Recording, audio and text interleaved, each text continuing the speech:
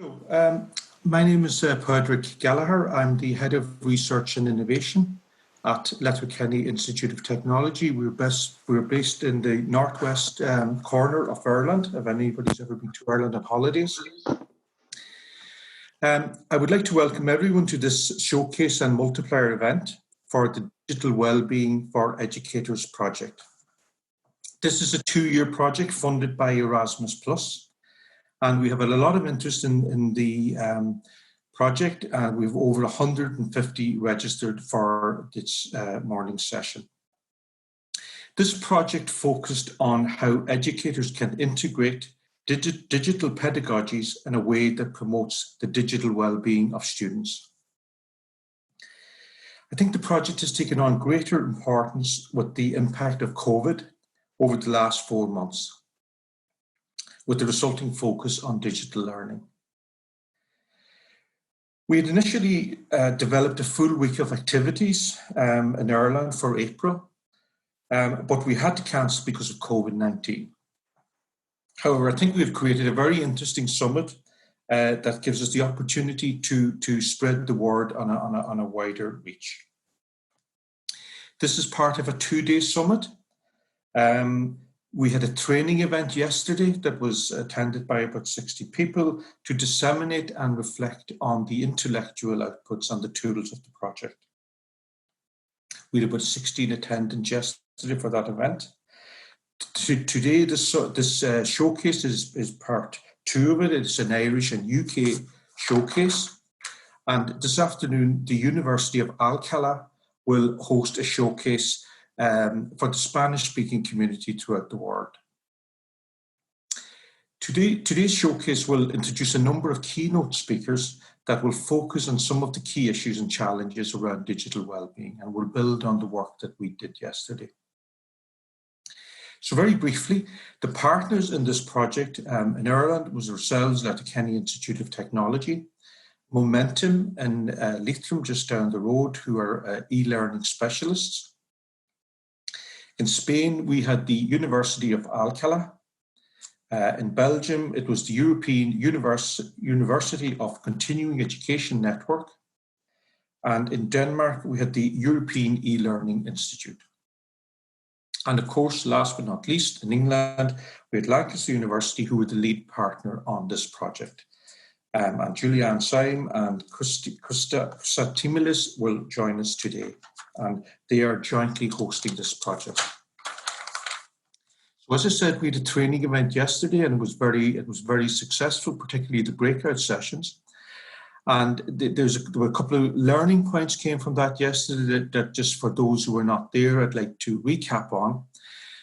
So first of all, I think this project has been an excellent example of how academia can interact with the private sector. And with the challenges we're all facing with COVID and having to go online, maybe this is a model or this is the future. I think yesterday we found that the need to promote digital well-being for students is accepted. It goes without saying. However, this can get blurred when educators are struggling to cope with technologies themselves. Certainly, we've all found that over the last few months. So COVID has forced many of us to deal with technologies and digital learning. This has shifted many of us from our comfort zones and raised many challenges. We've seen yesterday there's a myriad of tools and supports out there, but navigating those ones and to find what's best for each one of us is difficult. Some will cope and embrace this, others are going to struggle.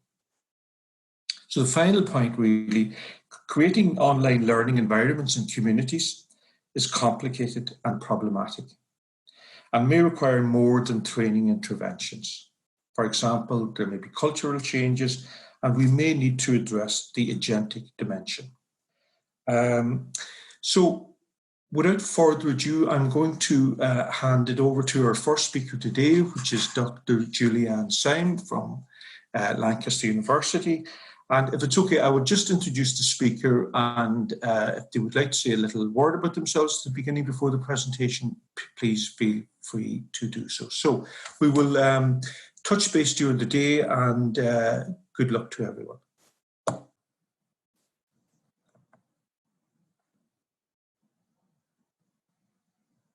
Okay, good morning.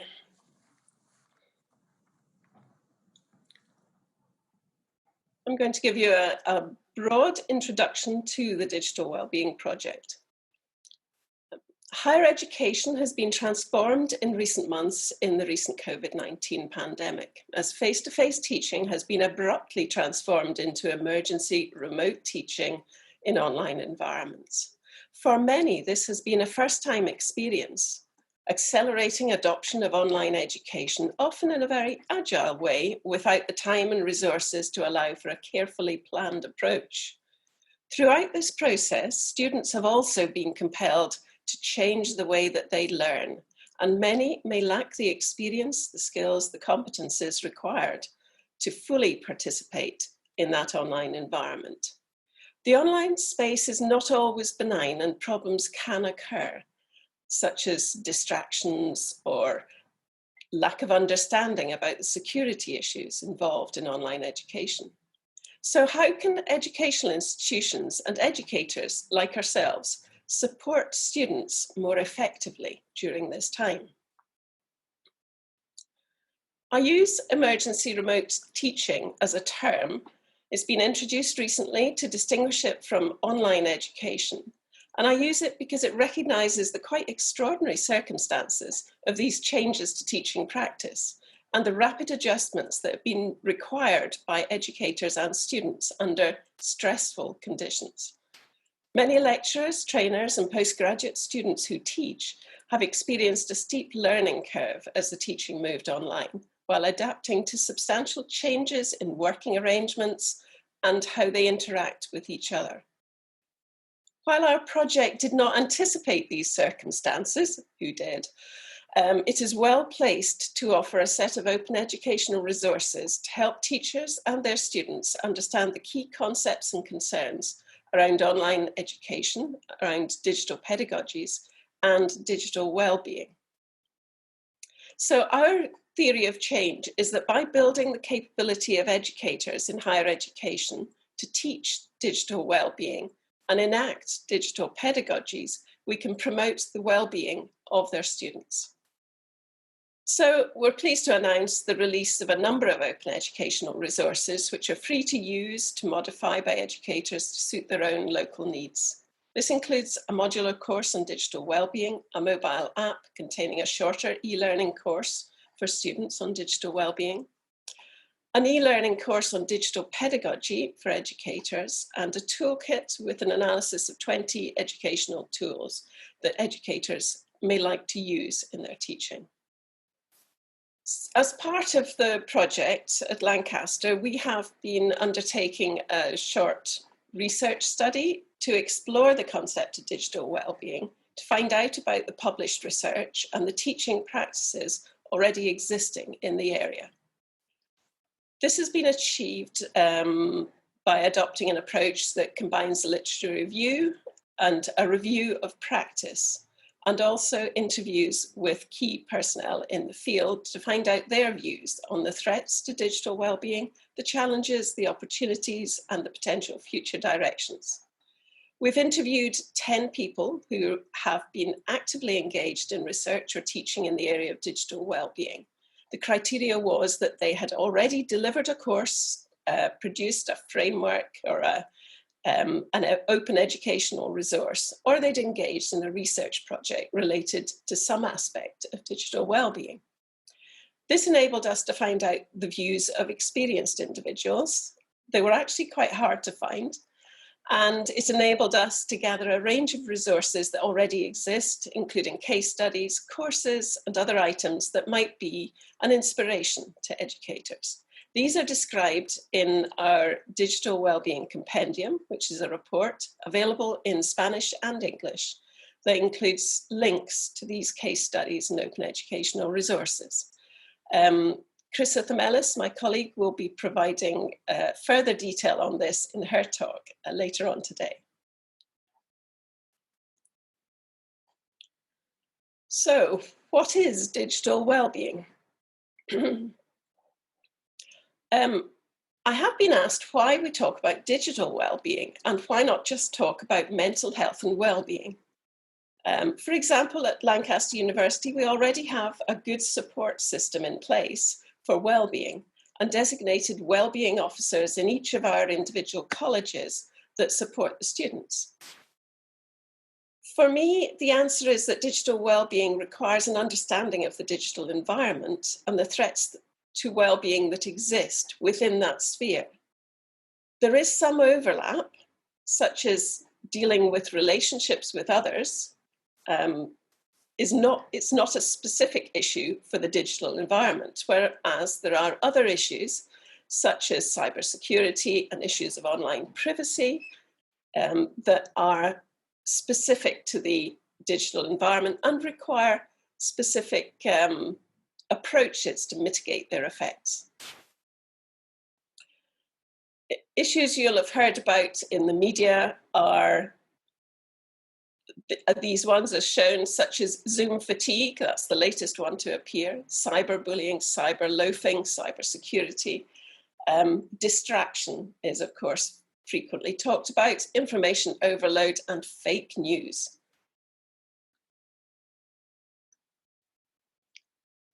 So digital wellbeing seems to have been coined by Ferrari in 2013, as far as we can find out. And so it's a relatively new concept, and there are many different perspectives and definitions depending on the discipline and the perspective of the researcher.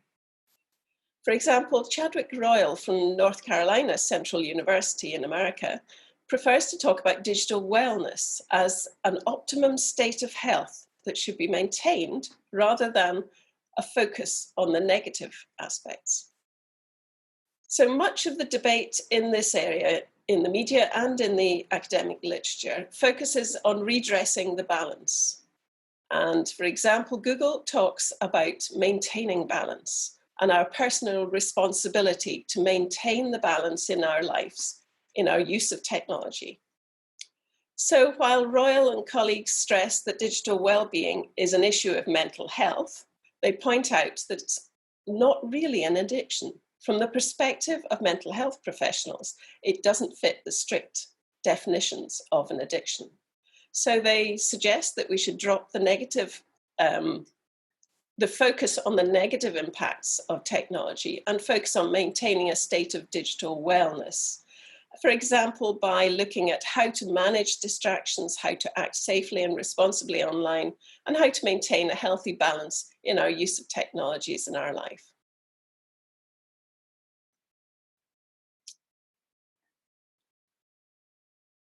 Gui and colleagues at the Italian Research Centre for Digital Wellbeing propose a definition that highlights the ability to exploit opportunities offered by digital technologies, as well as the ability to know how to control unwanted effects.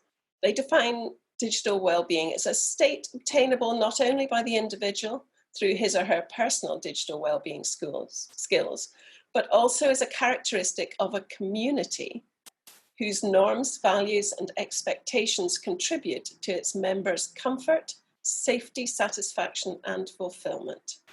Their definition does not place all the responsibility on the individual for maintaining well-being in a digital environment, as it suggests that communities and the society around us share that responsibility through expectations, practices, and norms which influence our individual behavior. For example, if your workplace expects you to reply to emails at the weekend, then there is a social pressure, a peer pressure to comply with the expected norms within your organization or group. On the other side of the slide here, I have the GIST Digital Capability Framework, which arose out of a study that interviewed staff in higher education about digital technologies. Staff raised concerns about work-life balance, information overload, and the quality of relationships. While acknowledging that institutions have a responsibility, it also identified a need for the improved digital skills or capabilities in order to deal with the new challenges posed by digital technologies, such as promoting respect in online communities and ensuring inclusion and equality.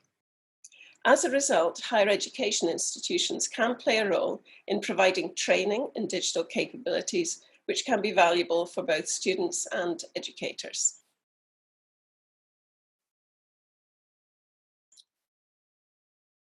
If we think more broadly, we can ask the question, to what extent are the technology companies responsible for digital well-being? There is growing concern in the media about the responsibility of technology companies like Facebook in monitoring and maintaining digital well-being. To what extent are they responsible for what people say or do on their platform? Questions are also being asked about the role of governments. In recent years, we've seen how companies are now taking much more responsibility for moderating their content on their platforms and taking down, for example, racist remarks or hate speech, especially from banned terrorist groups. A second area where technology companies can improve is in the design of technology. For example, the Centre for Humane Design campaigns for technology that minimises potential harm to communities and protects the most vulnerable in our society. For example, from fake accounts being created on social media and bots who impersonate real people that can be used to sway opinions and by creating a false sense of consensus, for example, during a political election, and that can be a threat to democracy.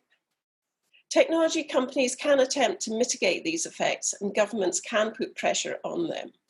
So governments do play a role in creating regulatory frameworks and, for example, data protection legislation.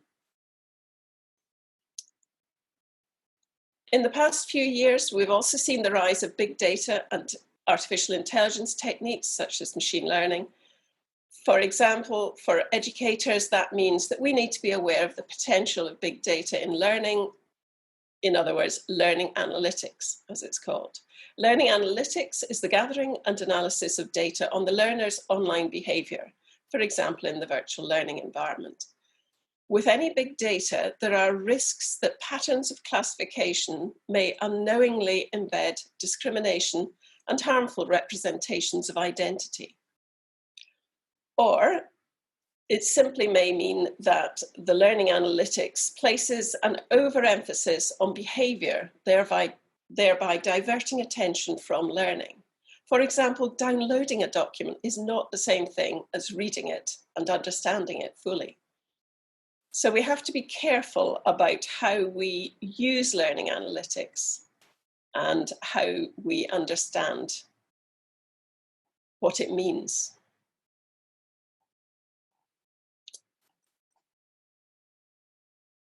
So we can also think about what we can do as educators.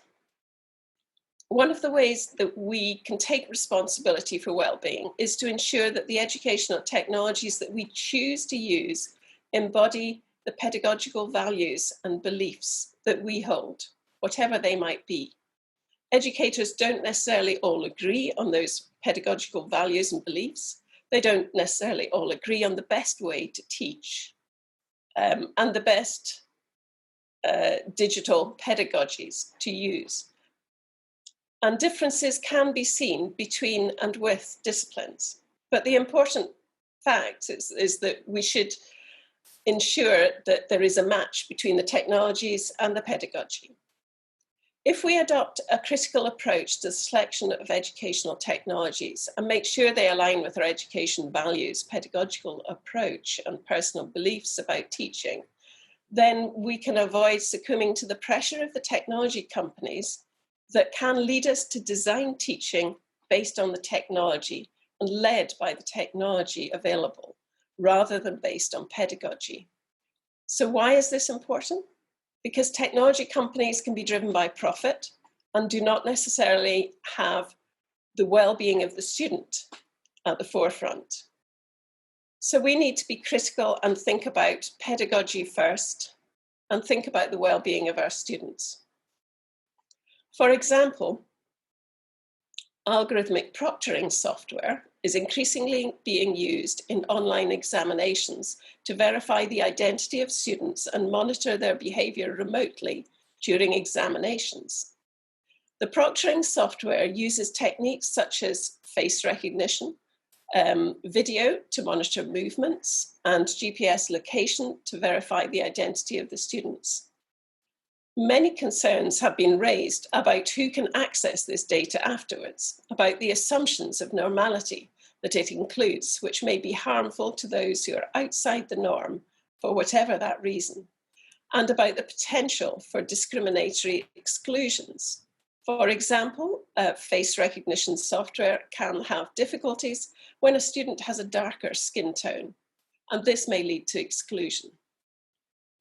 Plagiarism software like Turnitin has also been criticised for its assumptions that students can't be trusted and must be monitored. This can be a source of anxiety for students who may not understand the necessary academic practices. So now that the initial response to the COVID-19 pandemic has passed, we have a bit of an opportunity to reflect upon our pedagogical approach and on our use of technology, and hopefully improve it.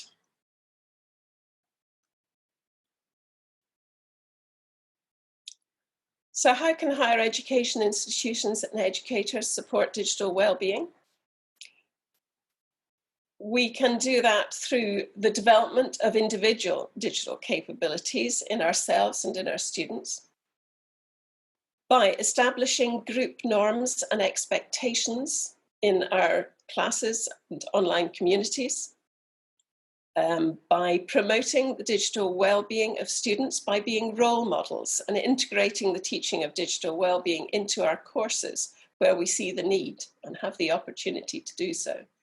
We can be critical of the technologies that we use and of those that our institutions purchase and tell us to use or encourage us to use if they don't align with our digital pedagogy, with our personal beliefs about teaching. We can continue to enhance our own understanding of digital pedagogies and emerging learning technologies and techniques. So the teaching resources that we have developed within the Digital Wellbeing Educators Project can support institutions and educators in understanding and delivering teaching on digital well-being and digital pedagogy.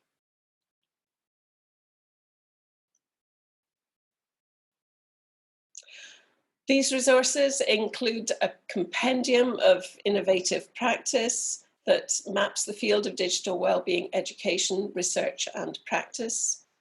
It's intended for educators and researchers interested in advancing their understanding of digital well-being education and exploring new ways of improving the digital well-being of their students. It showcases open educational resources that others have produced, including innovative, creative, and participative approaches to digital well-being education, including aspects such as media literacy, digital citizenship, and critical thinking, and sets out the research findings that we had about the challenges, the risks, the opportunities, and future directions for digital well-being. The second set of resources have been developed by the project, includes a digital wellbeing course in 8 modules, focusing on topics such as self-image, online and offline identity, cyberbullying and conflict resolution, personal goals, managing distractions, critical thinking, fake news and extreme views, and digital citizenship, to name a few. There's also a short course providing an overview of the same content, which is available as a mobile application, which should be available in app stores soon for Android and iPhones. And Laura will be talking further about these resources later on this morning. And the third set of resources are on digital pedagogy and contain a toolkit showcasing 20 tools for educators to use with practical advice and examples of how they can be used. There's also a short e-learning course on different pedagogical approaches that you might try out in the classroom. These resources are available from the website digitalwellbeing.eu. Thanks for listening. Julianne, could I just maybe ask one question just before the next speaker? So just you mentioned there about the emergency remote education that we're all struggling with, and you had a follow-on point there about, you know, the importance of developing individual capabilities. I'm just wondering, do you think that is the key issue here? You know, it's just not a question of colleges providing technology, that it's going to come down to the individual and how they deal with this? Well, absolutely. I mean, colleges do provide technologies, but there's no point providing technologies if people don't know how to use them. I think one of the comments that I keep hearing about the emergency remote teaching that everyone's been doing is that they've not been familiar with the technology they've been told to adopt. They've struggled to a steep learning curve to learn how to use that technologies, and then also change their teaching in order to suit that online environment. Assessment has been a particularly challenging aspect, I think. So yes, it has to start with the individual capabilities being developed within the staff and also the students. You can't forget that the students also need to learn how to engage in an online learning environment. They may be well adept at using social media for social purposes, but that's not the same as learning in a learning environment. And that can be quite intimidating for them, if nothing else. So we need to support our students through that transformation, as well as adapting to the changes that are involved in moving to online learning or to blended learning. I mean, I think that the pandemic's not over yet. We're short of that. So, we may well end up back in a lockdown situation with purely online learning, or we may be able to open up and engage in blended learning. It's going to be quite a challenge, I think, for educators for the next wee while. Thank you, Julianne, for that. So if it's okay, we might move on to the next speaker, and that is Dr. Nigel McKelvey from Letterkenny Institute of Technology. And Nigel is the head of flexible and online learning at LYIT. He's a former lecturer in their computing department with over 10 years experience. Prior to this, Nigel was a software developer and project lead for an international aviation software company. And he has developed multiple accredited programs for educators in Ireland with a focus on computer science, and supervised a number of postgraduate researchers in the area. So I'll hand it over to Nigel now. Thank you, Nigel. Thank you. So good morning, everybody. So as Padraig has highlighted there, I'm head of flexible and online learning at the Letterkenny Institute of Technology. Computing and computing education is something that has been very important to me as past number of years. I'm involved in the delivery of a number of programs for educators as part of continued professional development for new teachers and also teachers that are wanting to upskill. So I deliver on a program called the Higher Diploma in Computing for Educators and also a Master's in Computer Science Education Research.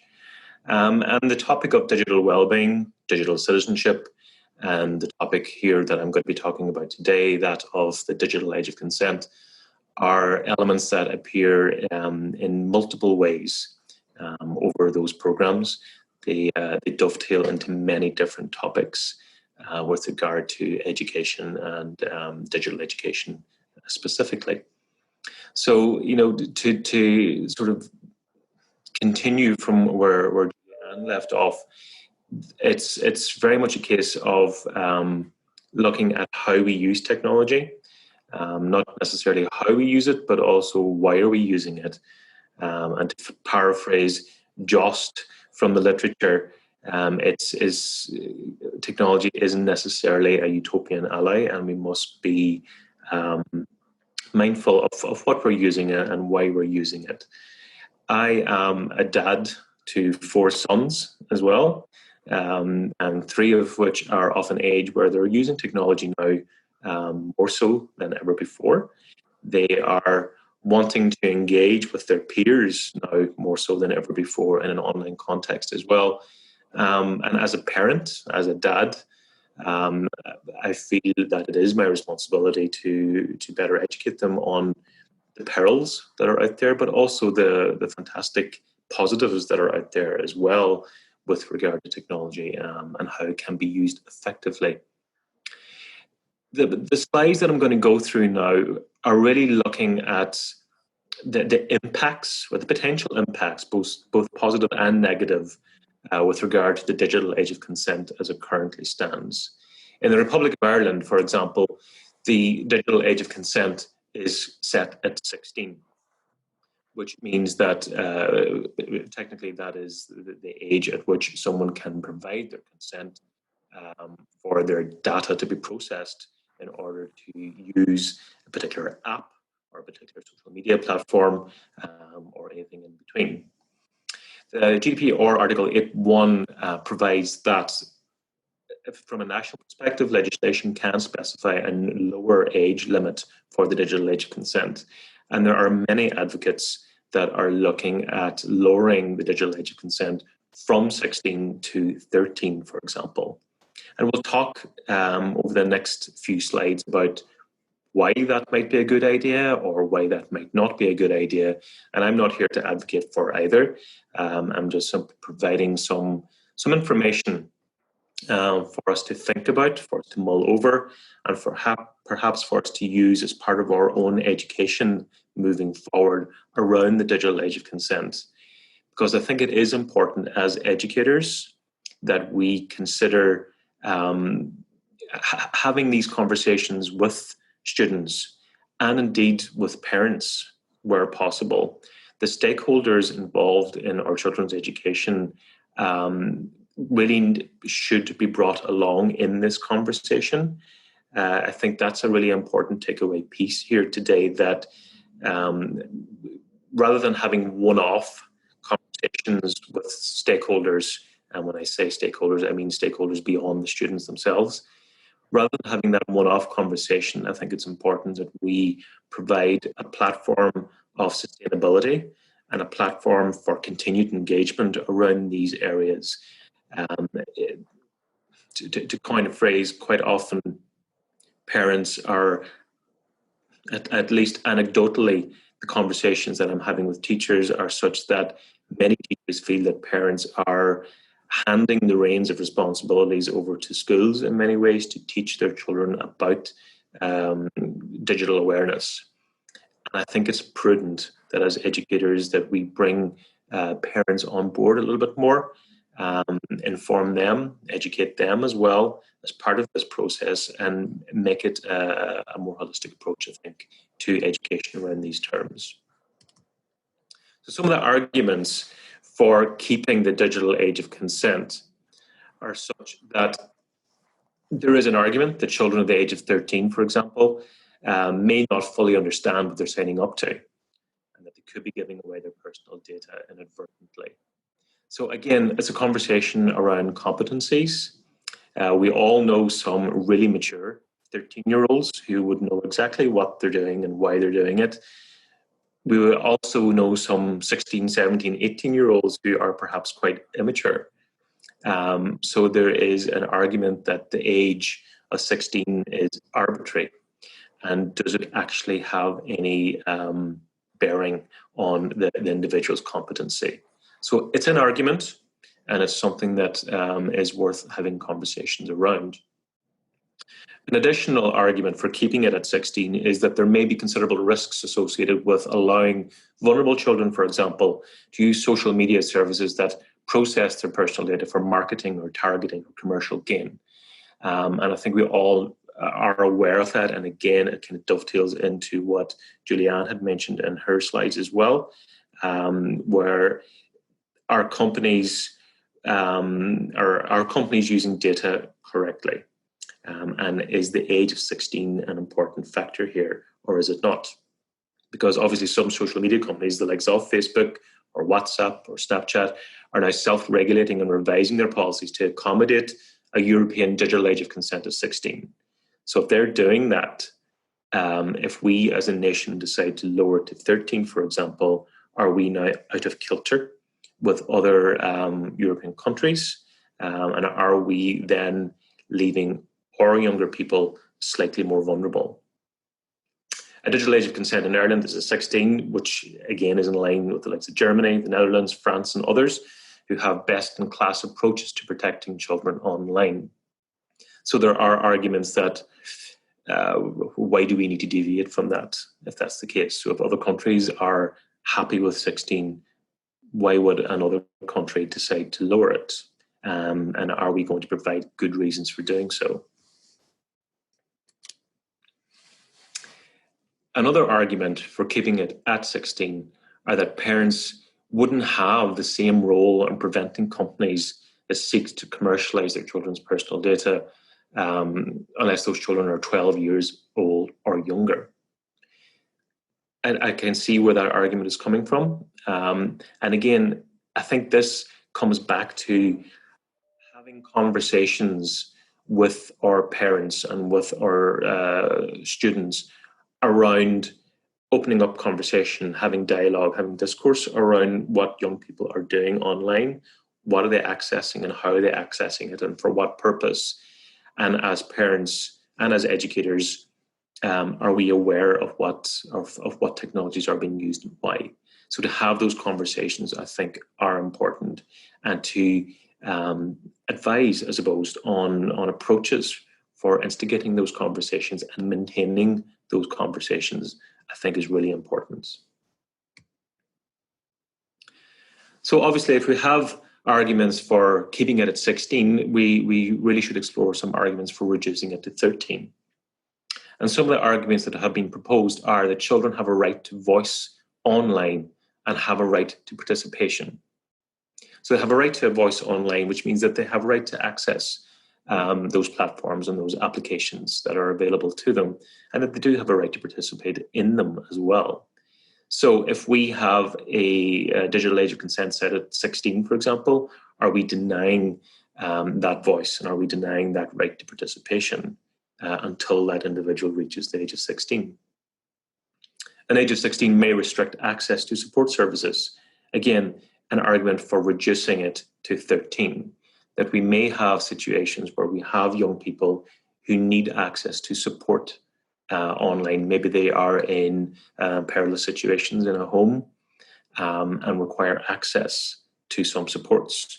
Maybe they are feeling particularly vulnerable from a mental health perspective.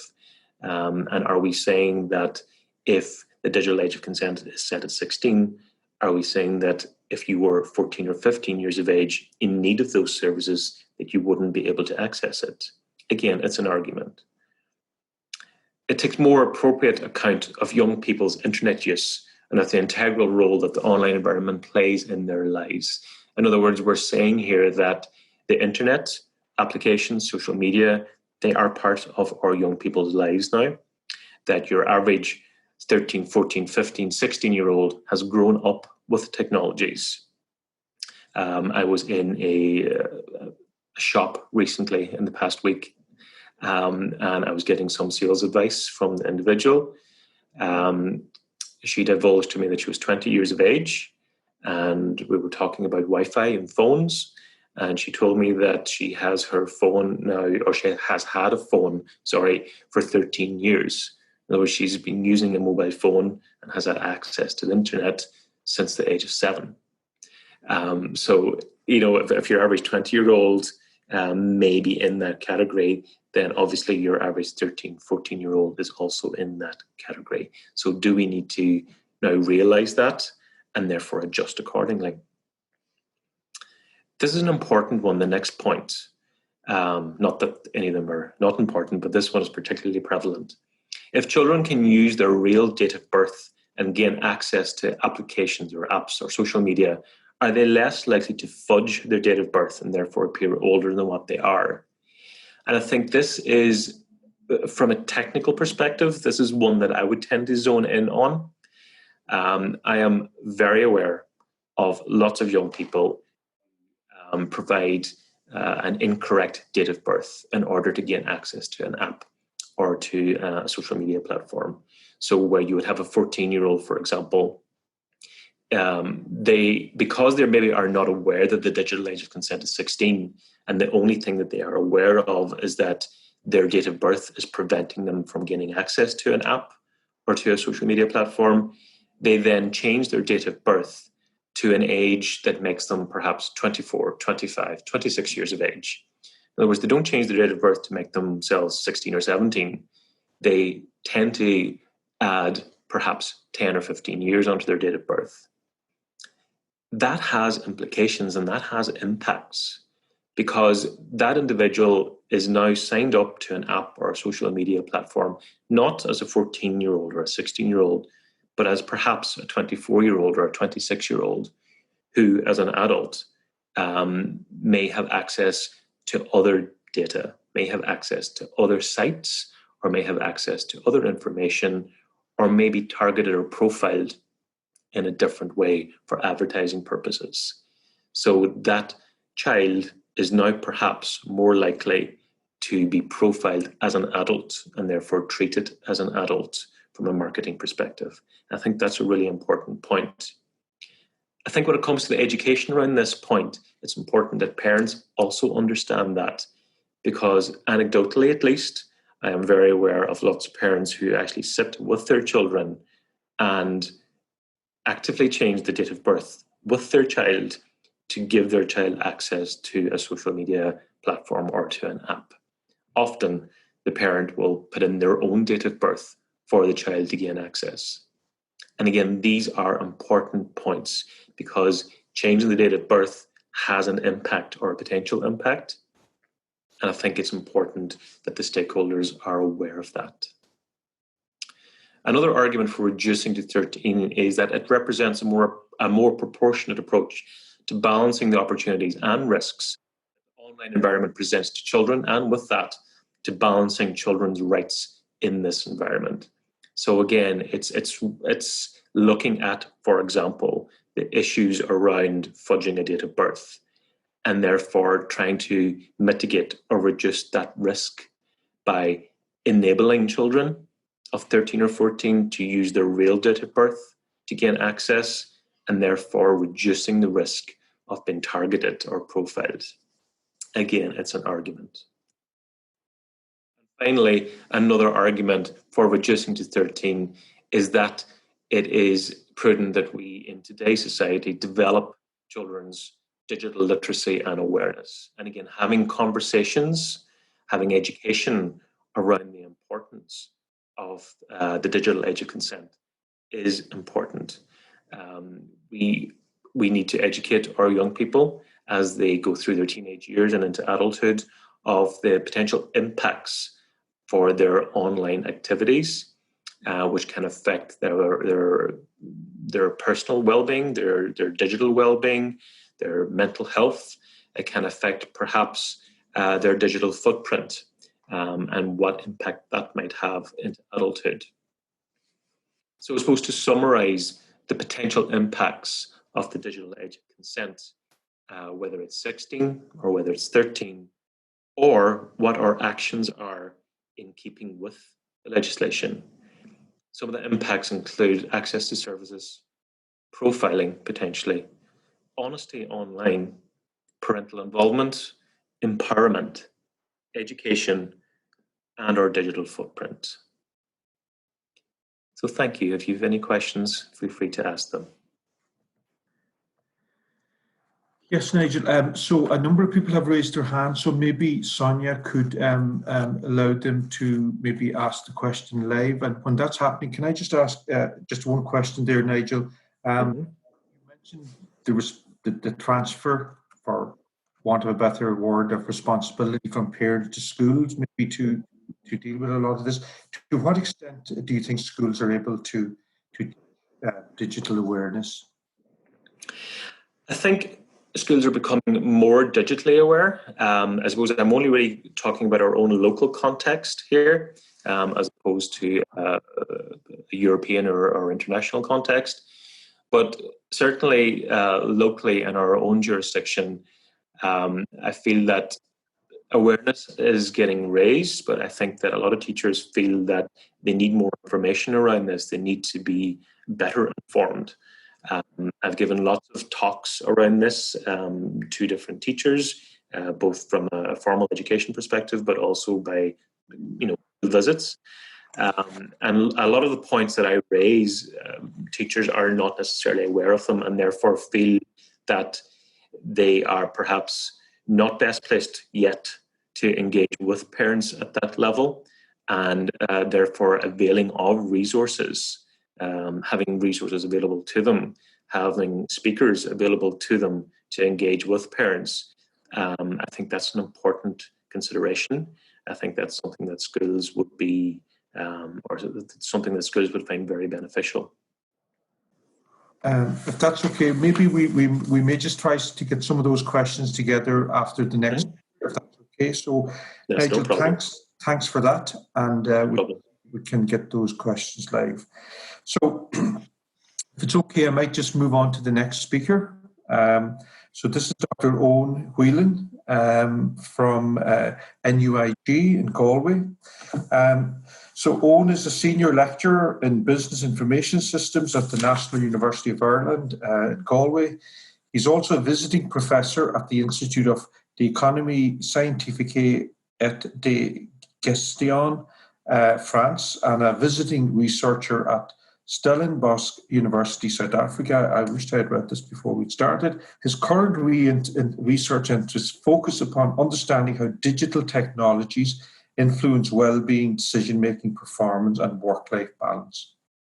And his publications have appeared in three-star journals, MIT Sloan Management Review, Information Systems Journals, and R&D Management, Journal of Information Technology, and Information and Organization. So if it's okay, Owen, I might hand over to you now. Thank you. So good morning, everyone. So as Pádraig said, I'm Owen Whelan from the Business School in NUI Galway. I'm an academic in business information systems. So I'm interested in how we use digital technology and that how that's affecting a range of outcomes from performance to well-being to decision-making and all those important things. So what I'm talking today about is a very recent study that we've done looking at how social media stressors influence academic performance and well-being.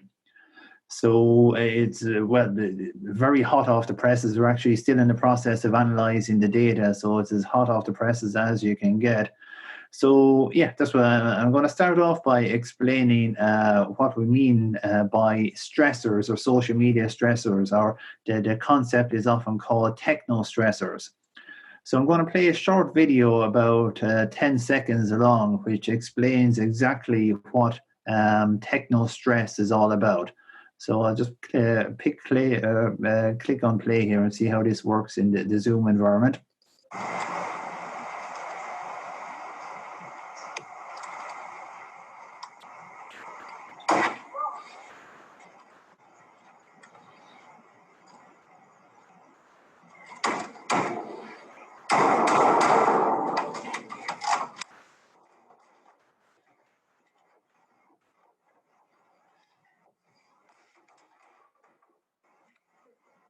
Okay, I think we get the picture there. So our friend there demonstrates exactly what techno stress is all about, technology-induced stress.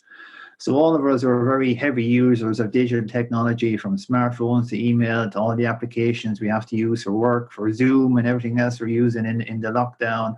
And very often we get stressed by using this technology, and that's what techno stress is all about. So I'm sure you've been in situations yourselves. You might be booking something on a website, booking a flight. You spend 15 minutes entering in your details, and then the website crashes or something like that. And that can induce a lot of stress in us. So techno stress, very real concept that's having consequences for our well-being and performance as well. So what techno stress, what it is one's inability to cope or deal with information and communication technology in a healthy manner, as our friend on the video just demonstrated. So how does techno stress emerge? Well, some of the causes related to it, I'm sure most people, this will resonate with most people. So information overload, we're getting too many emails or WhatsApp messages, we can't keep up with them all, we just feel overwhelmed, and that causes stress. We can feel that information systems is invading into our personal life or giving away so much data, and these companies are learning so much about us. The technology is constantly changing. The app I was using yesterday has suddenly changed today. I can't find the features I was able to use, and we get stressed because of that. And technology is rising so rapidly, we might be worried about, well, is this going to take over our jobs? Artificial intelligence and automation and all the progress with that. So there's a lot of reasons why we get stressed from using technology. And research, a lot of research in this area has shown that techno-stress is associated with reduced job satisfaction, job commitment, innovation, and productivity. So there's lots of maladaptive consequences associated with our very heavy use of digital technology, particularly techno-stress. So what we've done what I'm interested in is particularly in social media and how students are using social media and how that generates stress. So social media stressors I guess, is a subset of techno stress. So to start off with, I have to explain, well, social media is neither a good nor a bad thing. It's a neutral concept. It's how we use and engage social media and other technologies for that matter, which determines the outcomes we get from them. So a good way to explain this is we humans, we design and shape technology, and the technology in turn shapes our behaviors. So for example, if we think of the clock as a technology, so before the clock was invented, we humans, well, we got out of bed when we woke up in the morning, we ate our lunch when we were hungry, we went to bed when we were tired. But when we invented a clock, well, suddenly the clock started dictating our behavior. We got up when the alarm went off in the morning, we have our lunch at 1 o'clock or whatever, we go to bed at 10:30 in the evening. So we design and shape the technology, and the technology in turn shapes our behavior. And there's unintended consequences of that. So some of those unintended consequences are related to stress. So nobody designed technology to cause us stress. It's just because the technology, the way it combines and interacts with our motivations and personalities and cognitions, well, different people get different outcomes. And sometimes our engagement with technology can lead to a dark side, and one of the outcomes being stress. So that's what we were interested in looking at. But it's not the technology itself that causes stress, it's how it combines with our personality, cognitions, motivations, psychology, that determines the outcomes that we get from technology.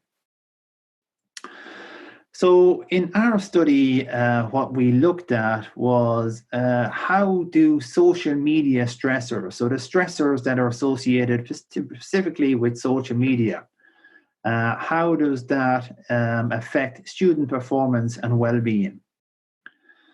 So when we talk about what we mean by social media stressors, as I mentioned already, it's a subset of techno stress. So Monadifa Tafadar and her colleagues, they conceptualized what social media stressors were back in 2019. So social media stressors, what these are examples of them at least, a social overload. So if you're on WhatsApp or Facebook and you feel like you're giving too much support or interaction to your friends, that's social overload. Pattern, if you feel like you're forced by the social media to interact with people at a certain time of the day, if a message comes in and you have to interact with your friends. Invasion, whether the technology is social media is invading on your private life. Maybe you'd like the weekend off or the evening off and you feel like you have to respond to certain messages. Disclosures, where there's too much information coming at us and we get overwhelmed. Complexity is where the social media platform is just too complex to use and we get stressed because of that. Or uncertainty is where we don't know how to use it, or the technology keeps updating. The features we're able to use on Instagram yesterday have changed today, and that causes stress because I have to figure out what to do on it now. So there's a variety of different ways that social media can generate stress in us. So prior studies have looked at social media stressors in particular, and what they have found is that they're linked to reduced job performance and technology addiction, are just two of the studies. So what the prior research is suggesting is that the stressors associated with social media they lead to a decline in well-being and a decline in performance. So what we're interested in doing in our study is to go above and beyond the existing research and try and figure out, well, why does this actually happen? So to say that the stress associated with social media links to well-being and performance or declines, well, that's a big step. There has to be something happening in the middle that causes this to actually occur. So what we're interested in is this piece in the middle. It doesn't occur in a vacuum. There has to be something else going on which explains why stressors lead to the declines in well-being and performance. And it's that piece in the middle is what we were interested in finding out when we looked at students and how they were using and interacting with social media. So that piece in the middle, what we think it's about is about self-control. So the reason that we're seeing these negative outcomes because of social media stressors is because it's affecting our self-control, and it's ultimately the decline in self-control which explains the decline in performance and well-being. That was our hypothesis or theory to begin with. So just to provide some support for that, I'm sure you've heard of Walter Michel's famous marshmallow test, which proves, well, a lot with hundreds of other studies, that if we can resist temptation, if we have high self-control, well, that explains a lot of the positive things we get in life, from performing well in school or in our job, or having successful relationships with other people, or having healthy lives as well. Ultimately, it all boils down to having good self-control. However, self-control is a finite resource. So self-control is very much like working out your muscles in a gym. The more you work out the muscle, it's going to get fatigued, and it's going to tire, and it's going to eventually break. So your self-control operates in more or less the same way, according to the strength model of self-control. So, for example, if you're on a diet and you're trying to control how much food the quality of food that you're consuming, if you go to the canteen and you're smelling hot, crispy or chocolate buns, well, eventually your self-control is going to break down a little bit every time until eventually you break. So, and you give in and you have your cookies or whatever. So you might start off, your self-control is at 100%. You smell the cookies, it might drop down to 95% and over and so on. Then eventually you reach a point where your self-control just goes, or also called ego depletion, and you give in to the temptation and have it. So, so we applied this model to try and understand how social media stressors might explain students' performance and well-being. So this is ultimately our model. Lots of boxes and arrows going on here, a little bit complicated, but essentially what we're trying to figure out, we have our social media stressors, and we know from previous studies that they explain well-being, which we in our study look at student vitality and satisfaction with academic life, and also performance. So we wanted to see, well, does this piece here in the middle, if I'm stressed from using social media, does that mean that my control of social media is going to be affected, my self-control of using social media? And that is ultimately what explains why my well-being and performance declines as a result. So that was our hypothesis. And we're also interested in our study of finding out, well, if I'm using social media for academic purposes, the more I use social media for academic purposes, does this actually strengthen those relationships? So that's ultimately what our study focused on. So what we did a study in the last couple of months, we gathered data from our business students here in Galway, our first year business students, and we surveyed them over 2 points in time. We got a final sample of 220 students, 60% female, a mean age of just under 20. And interesting, the most popular platform that they got heavy use for Snapchat with 68%, Instagram with 23%. And the kind of mainstay social media platforms, the likes of Twitter and Facebook, were very low popularity among this population, which is interesting to me at least. And everyone in our sample had very heavy use or very experienced users of social media. 75% of them have been using it for more than 5 years. So what did we find in our study? Well, all our hypotheses were supported. So what we found is that social media stressors are linked to a decline in student vitality, for example. And the reason that happens is because there's a deficiency in social media self-control. So basically, the more stress that I get from using social media, the more my self-control of using the social media is impaired. And as a result, my vitality declines as a result. The same when we talk about satisfaction with academic life. The more I'm stressed by using social media, the more my self-control for using social media declines, and so does my satisfaction with academic life. And the same with academic performance as well. So all those hypotheses were supported. So stressors associated with social media do have an impact on these outcomes. And one of the reasons, at least, is because they have the impact of decreasing my students' self-control of their social media use. The last hypothesis we were interested in looking at was, well, if I'm using social media more for academic purposes, so if I'm on Snapchat, I'm communicating with people in another team, in my team, about a project that we have coming up or something along those lines, the more I use social media for academic purposes, does that strengthen this relationship between social media stressors and deficient self-control? And we found that it does. And I think I have a graph here on the next slide which demonstrates that.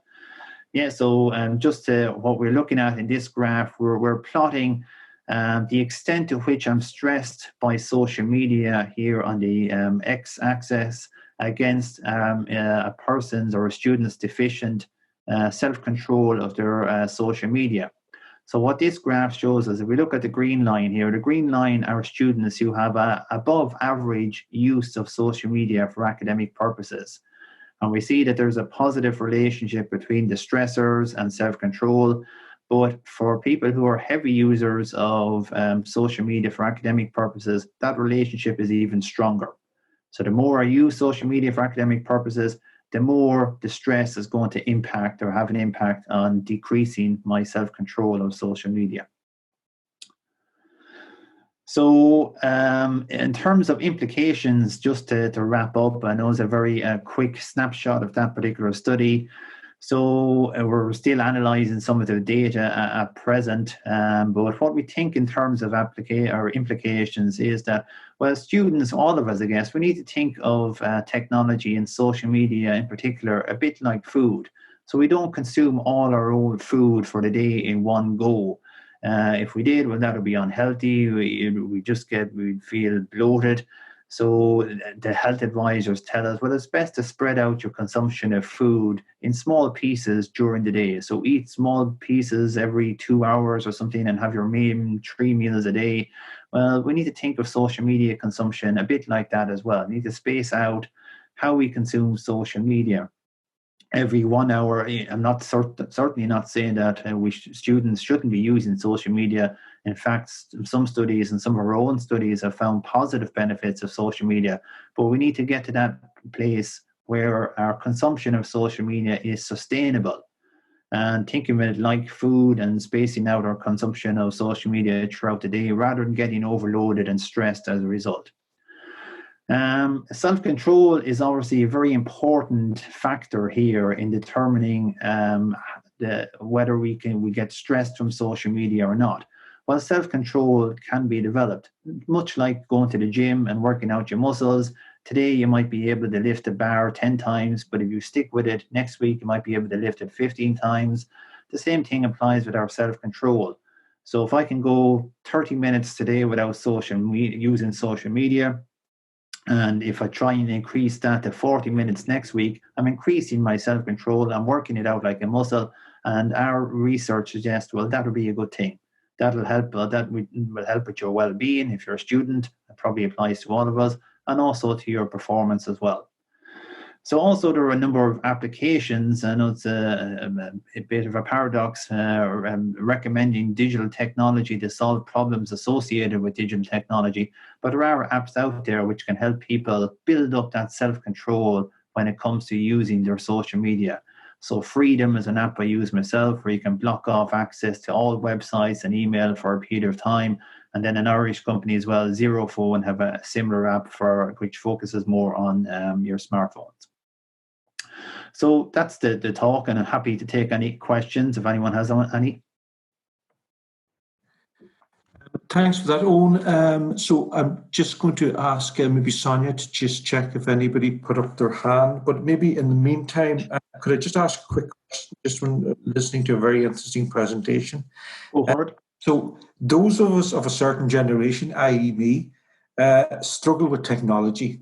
So just when we've learned something, I'm told there's a new version or a new technology that we're supposed to use. So I'm just wondering, to what extent do you think children growing up now who are more used to this type of stuff will cope better in the future with this, or will it always be constant change? And look, will fatigue ever enter this? Will they have greater self-control to cope with all these changes? Yeah, it's a good question. I think we humans, no matter what age we are, we're creatures of habit. We like our routines. We like using the same things and doing it over and over in a repeated way. And that applies to how we use technology as well. So if we get used to using social media platforms in a certain way, I think even Facebook has changed its platform, the outlook of it there this morning when I logged on. And maybe older people might get a little bit more stressed because of that. But I think that it applies to everyone.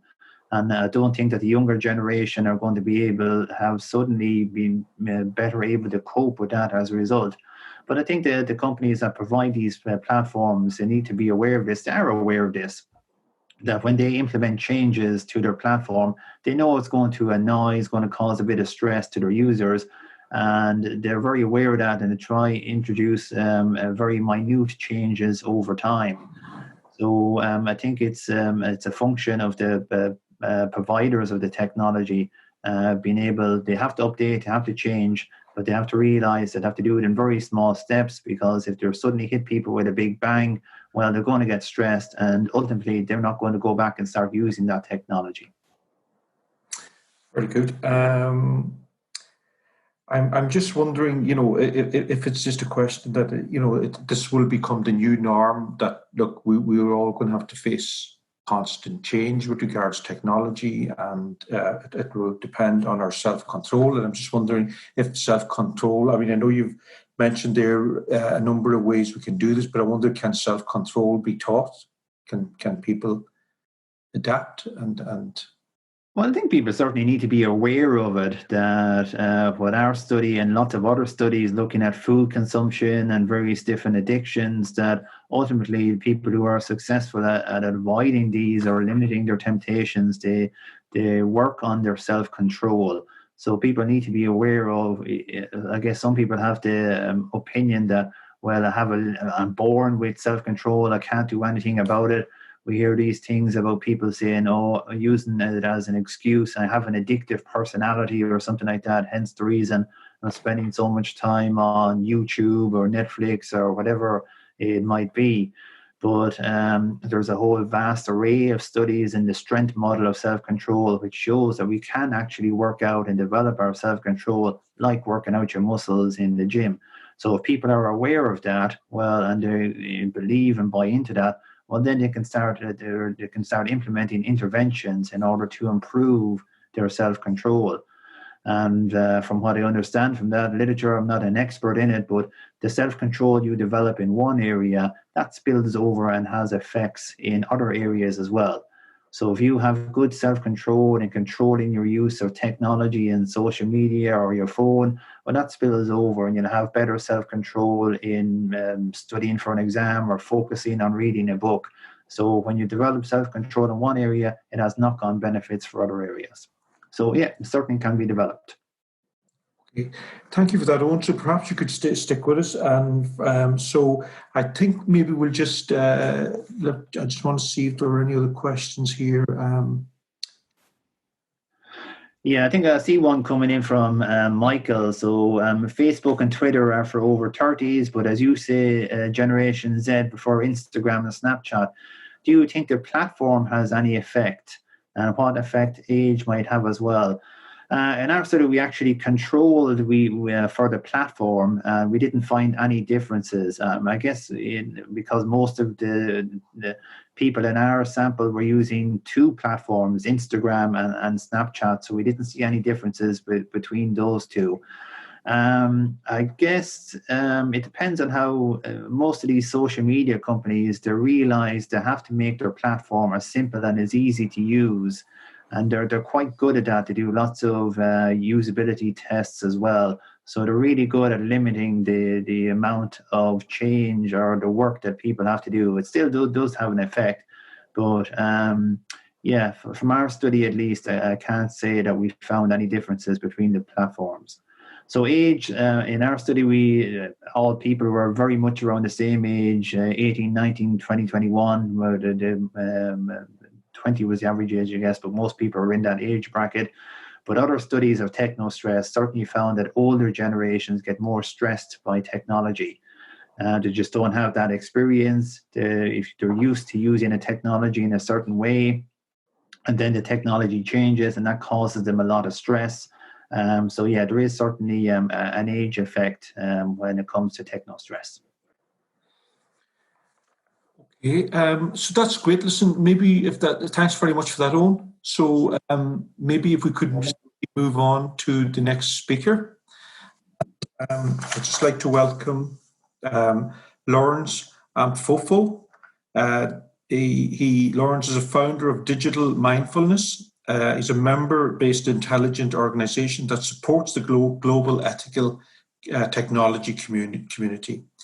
He's a digital ethics and responsible AI professional focused on helping organizations create digital experiences that are positive, ethical, and avoid causing unintended harm. He's extensive experience across the domains responsible AI, digital well-being, humane technology, and ML ethics. Lawrence has a strong track record of operationalizing digital ethics frameworks across core and emerging technology. Oh, wow. He's also passionate about contributing to the global community by hosting international conferences on digital well-being and responsible innovation. And we're delighted to welcome here today. So over to you, Lawrence. Thank you very much. So moving swiftly on, thank you so much for that. So yes, as was mentioned, my name is Dr. Lawrence Ampofo. I run Digital Mindfulness and have been doing so for the best part of 8 years now. And amongst other things that I do there, I specialize in digital well-being. And in particular, it's how digital well-being can be conceptualized and applied across large cohorts of people. Just a very quick background on myself. So I have a PhD in international relations, which focused on computational propaganda from Royal Holloway, University of London. And in my working life, my bread and butter, as it were, certainly before getting into this field, focused a lot on social data analytics, and in particular how that would fit into big companies. So I've really been trying to understand through a lot of my academic and professional careers how we can understand computationally human behavior, and also how technology affects human behavior. So what I want to do today, I'm going to spend about 20 minutes. I'm going to go as quickly as possible to leave some time for deconstruction, criticism, etc. But this is what I want to do today. I really want to define how I'm going to illustrate digital well-being, in particular in an education, in the education context. I'm also going to talk about how technology affects behavior from the core cohorts of people in the education context. I'm going to talk about how we digitize digitize the applications and the use of technology within that environment. And then, as you can see just there, talk about the different criteria behind digital well-being, and also talk about continuous improvement. So basically how we can constantly monitor, constantly improve how digital well-being is applied in an education context. And really, this really actually brings me on to the main point that I want to discuss today. What I want to discuss is that the cost to students and to lecturers when using or applying different digital technologies, or as you can see perhaps in the brief outline on the website, addictive or compulsive engagement technologies, that cost to those types of people is unacceptably high. The use of technology that detriments human well-being has the potential, so the use of this type of technology has the potential to lead to things like psychological burnout, physical ailments, but also if we kind of come away from the individual context and look more macroscopically, these kinds of technology, when used problematically, can lead to things like regulatory risk and also institutional reputational damage. So what I want to argue today is that what we actually require is a structured, continually improving approach to behavioral change programs, but also to technological deployment within educational contexts, and to create the conditions for ideal digital well-being for both the tutors and to the students. This is the broad support for global and subjective digital well-being in these education environments, which are, of course, now increasingly digitized. The other thing I really want to argue today is that digital well-being is much, much more than social media, and it's much, much more than screen time. It actually, or screen time or access, say, to health and well-being mobile apps. What I want to argue is that digital well-being is a fundamental and constant realignment of human relationships with technology. And it's a creative re-examination of the configuration of our digitized spaces, and also how we apply, and also, sorry, it's about the application of technology that meets the needs of human psychology. Once we start thinking about technology in this way, and once we start thinking about rather digital well-being in this way, the use of technology in education at both an individual and an institutional level becomes much more intentional. And it's that intentional use of technology that really is one of the fundamental pillars behind digital well-being. To achieve this, I'm going to argue, we definitely need things like political and institutional will. We need robust and ambient feedback loops and analysis loops, but we also need a really deep understanding of technology and systems for human psychological needs. And this is, sorry, I've gone too quickly on my slides, but what we can see is that digital technology is absolutely pervasive in the modern education system. And what's actually ironic is that institutions do make well-intentioned technology investments, but ultimately what happens is that once we have lots of different avenues, lots of different instant chat applications, lots of different email providers, etc., lots of different applications with which to do our work or to pay attention to, they ultimately distract us. In addition to that, students, when they enter into the education system, bring a lot of technology with them, but not a great deal of digital literacy. And that's one of the big problems that we see there. In addition to education institutions, we see that people, both lecturers or staff and students, they demand constant availability. But that hyperconnectivity leads to the principle of least resistance. as according to Cal Newport, which is basically people start to default to less demanding work. So they do work of which ultimately has less value to them, which leads, as I'll describe later on, to increasing frustration, increasing stress, and decreased happiness. But what I think is most useful to do just now is to talk about how we define digital well-being. And there are lots of different concepts. Of course, there's absolutely no agreement on what digital well-being is across the board. But what we can see is that in different industries and in different contexts, very influential players, they have their own definitions, they have their own working conceptualizations of digital well-being. And so for the purpose of this particular talk, I think it's much more useful to look at how the different universities and again, education institutions, how they conceptualize digital well-being. So we can see at the very top, for example, JISC, this definition just here. We can see with Sheffield Hallam, so JISC is a very detailed, very comprehensive working definition. With Sheffield Hallam, it's much, much shorter, but it gets right to the point, that focus on physical and mental health. With Staffs University, this whole idea of the individual feeling comfortable, safe and confident when using technology.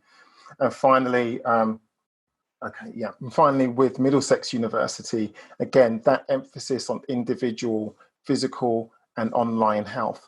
But actually what's interesting is coming out of that a little bit more, the emphasis on privacy, information protection and cybersecurity. What really comes out to us through the research that we conducted is that in an educational context, digital well-being generally is a capacity building exercise. Very happy to be challenged on this, but it tends to be a capacity building exercise that looks to impart knowledge and responsibility for digital well-being to both the educator and to the students themselves. So this definition of digital well-being in general is quite a narrow definition.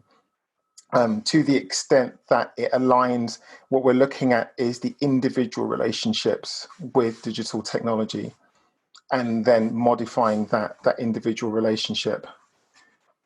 In order to be effective though, one of the other things that we do need to look at is digital well-being programs focusing on broader, much more kind of environmental applications, such as things like overall focus. To what extent is this technology environment? To what extent does it encourage focus? To what extent does it meet psychological needs in general? To what extent does it foster community? And so I know a few of the prior speakers have argued to the contrary. But what we, certainly what the research tells us is that in order to be effective, digital wellbeing programs have to focus on broader applications at the environmental level. And the reason for this, again, as came up in the previous discussion, is that there's an increasing amount of empirical evidence now that technology actually does have a direct effect on people's psychological needs because of the way that this technology is designed from the start to interact with people. And here are just a few papers that I wanted to share with you from both the academic and also also from industry.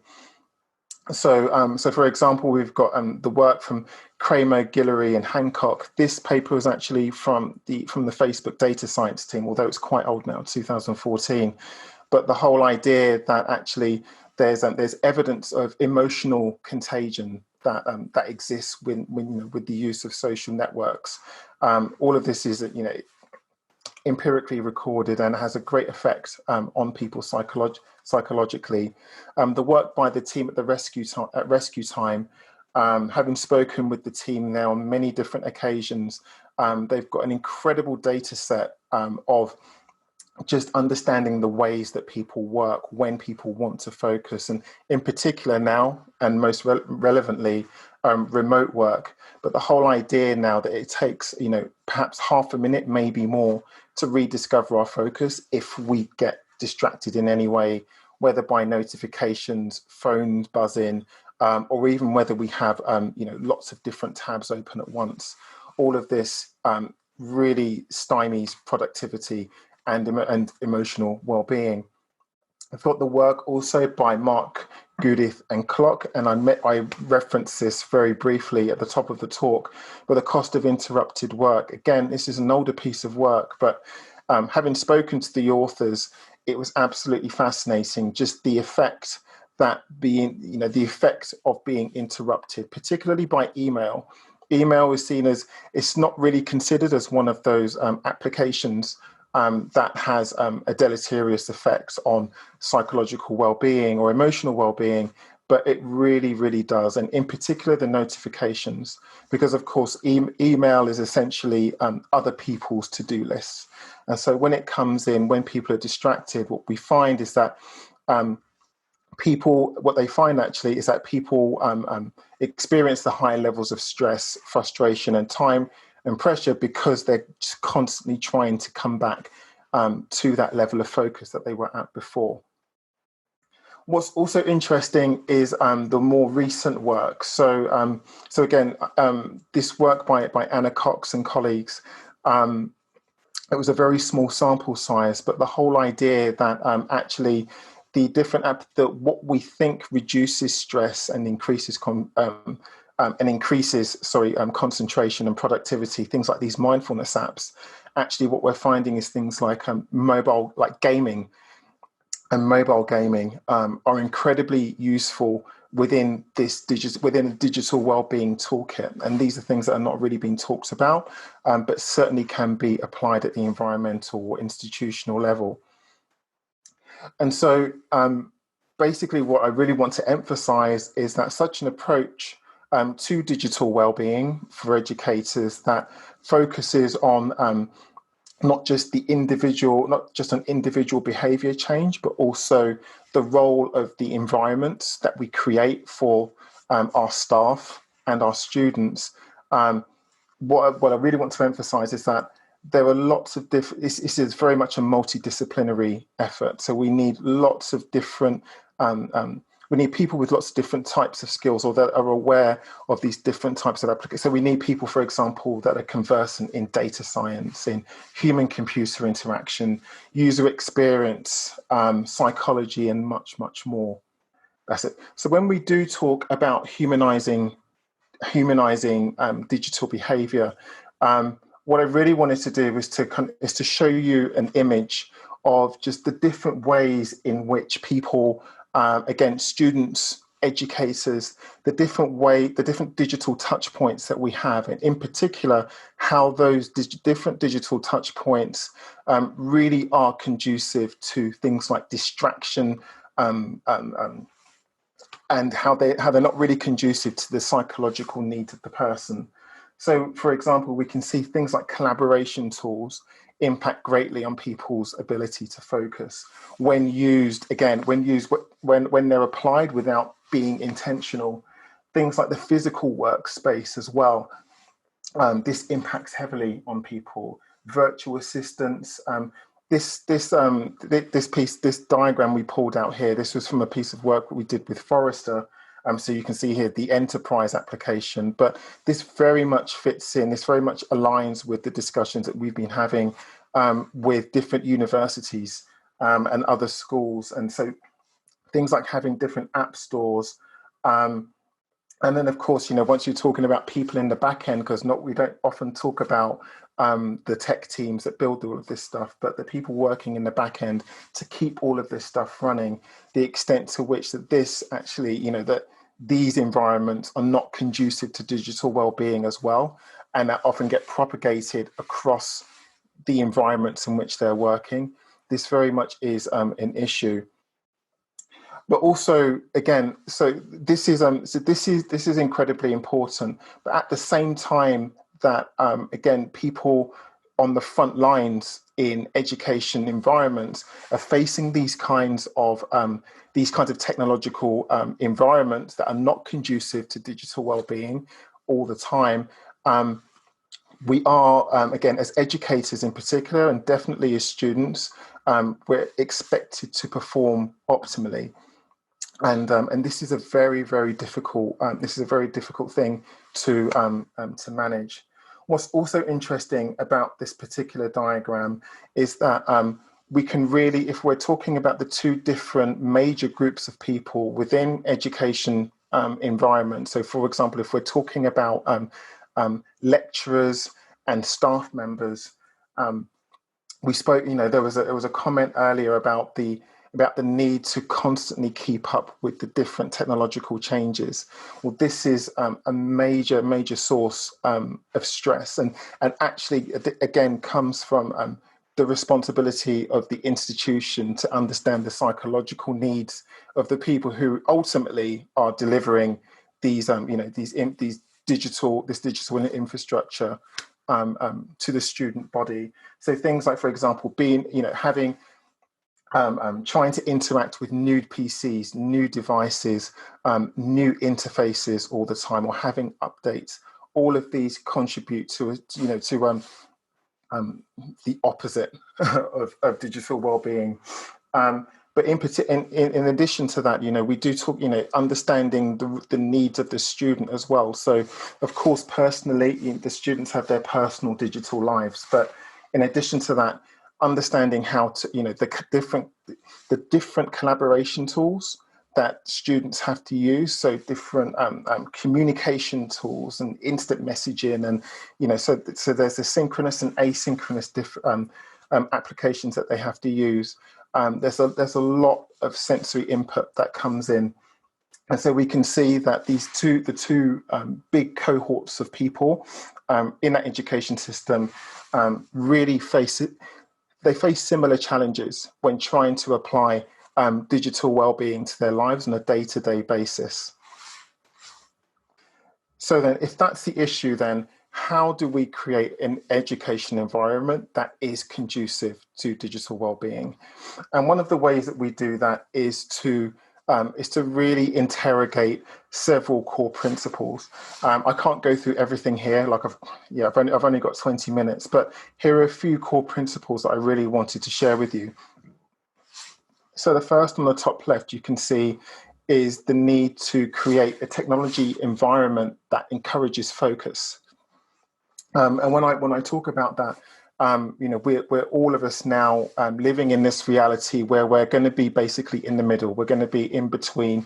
We're going to be in betweeners, in between working remotely and in the office, or within the university.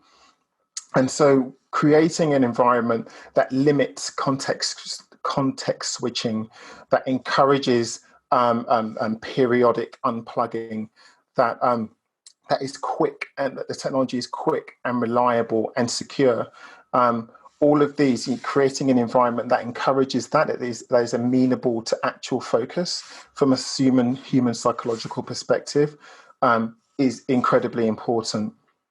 As we come along, constantly examining the impact of institutional technology policies on productivity is incredibly important. Again, this whole idea for, it's not just a training thing. It's not just having access to training. It's about meaningfully integrating this new technological reality in a way that is amenable, again, to students and to staff. This is incredibly important. That that basically people that are responsible for this are constantly examining this and actually have these digital well-being frameworks in mind when new technology is deployed. Need to constantly, again, assess the impact of stress or distraction in an institution.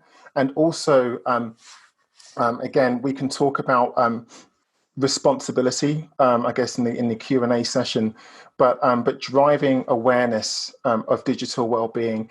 And again, I'm not just talking from a top-down perspective to students, but also driving that message upwards, in particular to people responsible for technology deployment, and also to like engineers, etc.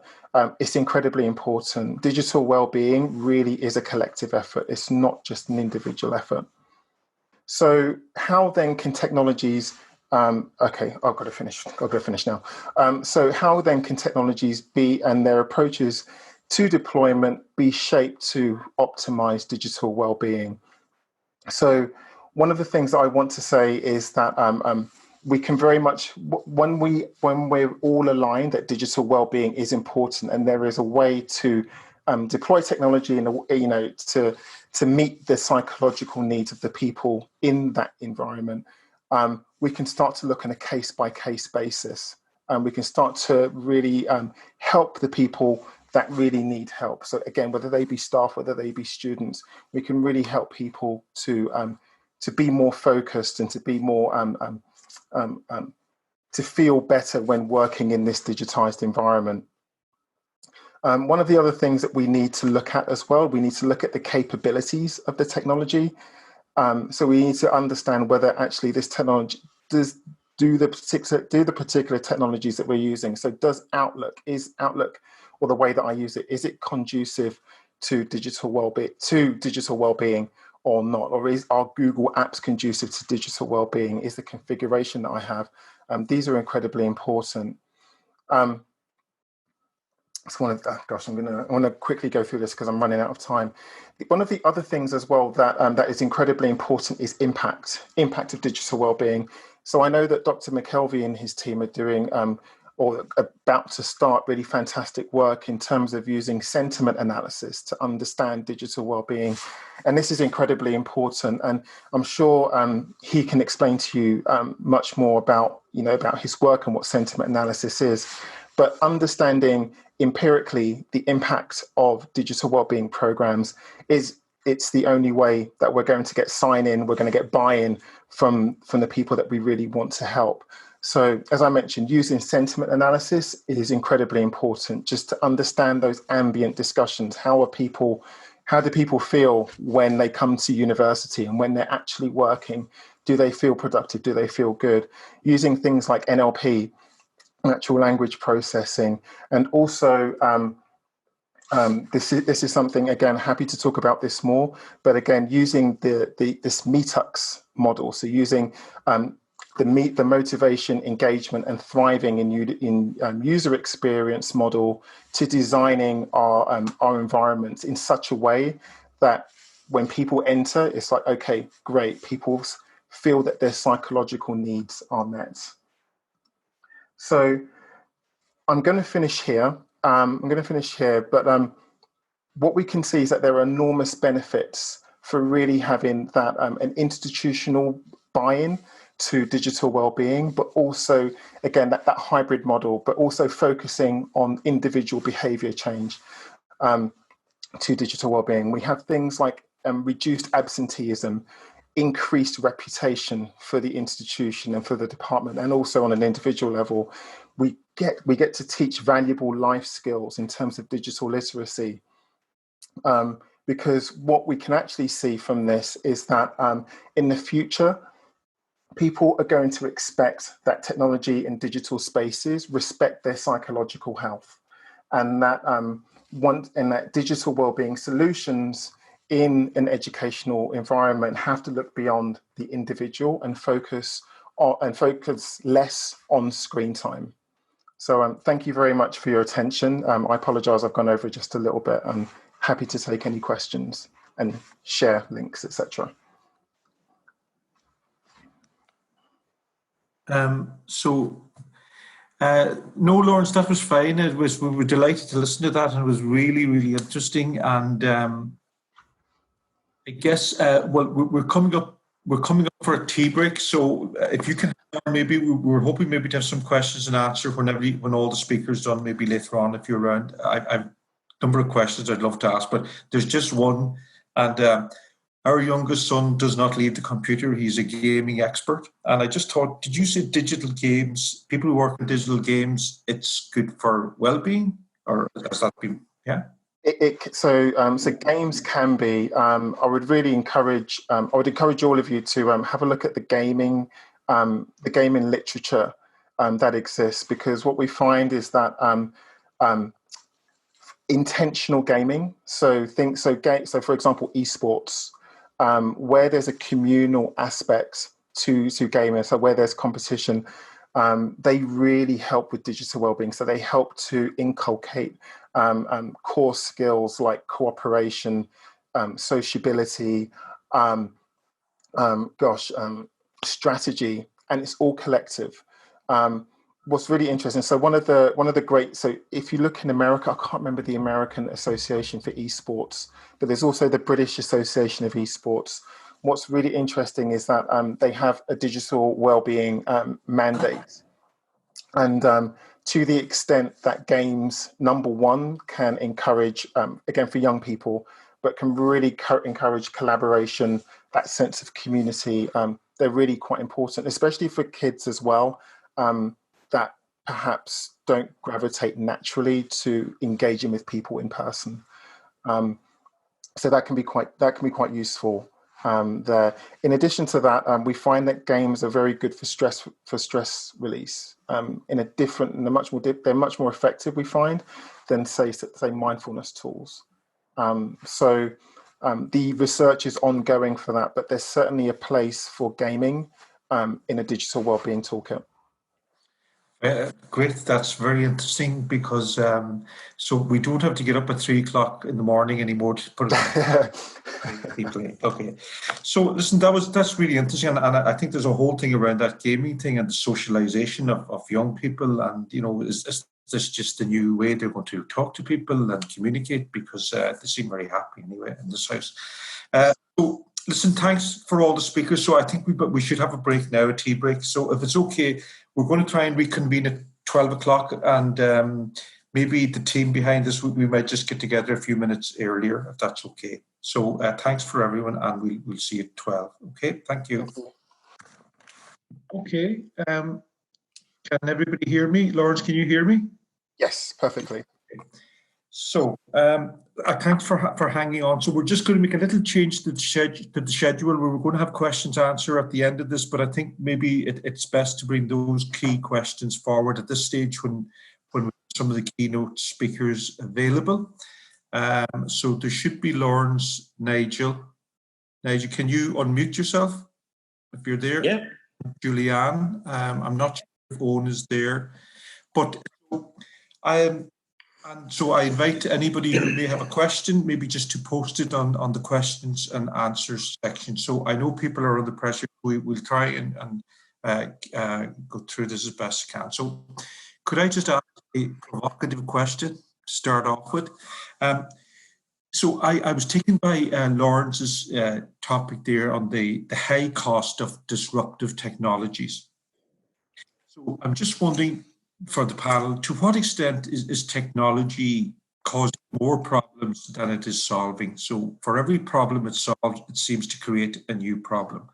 So for example, in our college, security is a huge issue. We've done training there recently on how you set your password, and I'm not joking. By the time I set my password, I'm guaranteed not to be able to remember it. So there's also, as some people alluded to, the psychological aspects and how we're dealing with this and the digital well-being. But certainly, I know from other sectors, for example, the health sector, they are losing key employees because they just, they're nearly having time to think about the medical issues. They're dealing more with technology. So I'm just wondering what the panel think about that very broad issue. Would you like to have a go at that, Lawrence, maybe? Yeah, I would. Thank you. To what extent does technology cause more problems than it solves? It's so one of the things that that has come through in a lot of the research is there are a few issues with that. So number one, for example, design is the first intention that we have in terms of engaging the world. And I think when we look at the design of our digital artifacts, like for example, even the color code of the notification marks, they're specifically configured to primal human need to want to engage. They're the best kind of psychologists and UX people in the world trying to figure out how we can engage more with these digital artifacts. So I think to the extent that technology is linked with economic advancement, like there's a profit motive to being able to use all of this. I think that's where we see some of the problems. So that's one area. That's very macro level. I think also, I alluded to this in my talk, I think that just the wholesale, so I think the way that budgets are set up in institutions, so the wholesale buying in of new technologies doesn't help.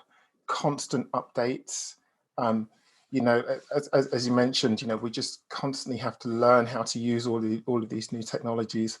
I think that's difficult. So they present problems. But I think from our perspective, we have a constant, there's a constant need for novelty, for newness. So we're constantly, adding new apps to our phone, where, there are all of these new artifacts that we add to our lives. And so basically, I think that the way that we apply or deploy technologies in our personal lives and then in our institutions is problematic. So what's really interesting is once the Google team and I were talking about this, they were talking about the work they've done on digital wellbeing on Android in particular, and the whole idea behind intentional technology use. So taking a step back and thinking, right, who are the people that are going to be in this environment? So whether that's the home, whether it's school, whether it's a lecture hall, who's going to be in this environment? What are their psychological needs, and how then can I start to build around that? And then even to the individual level, how can I, what do I need on the front page of my phone? I think that intentionality behind technology use really goes a long way to solving that need, that unconscious need for novelty. But I'll be interested to hear what Dr. McKelvey thinks based on this project. Yeah, I suppose I'm going to address this from two perspectives. I'll address it from my own doctoral research, which looked at children attending coder dojos. And I'll look at it from the perspective of my new role as head of online learning during COVID-19, which was a baptism of fire, shall we say. So my doctoral research suggested, and I used activity theory as a lens through which to analyze the data at that particular time. And what we found was that children, when presented with too many technologies, actually became quite distracted and disengaged from the Coder Dojo experience. So it actually had the exact opposite effect on the children with regard to their learning and their levels of engagement. That whilst it was well-intentioned to present the children with a suite of technologies to inspire, it actually, in some instances, not in all, but in some instances, actually overwhelmed the children to the point where they just stopped. And they really just sat back and did nothing and didn't engage with the process at all.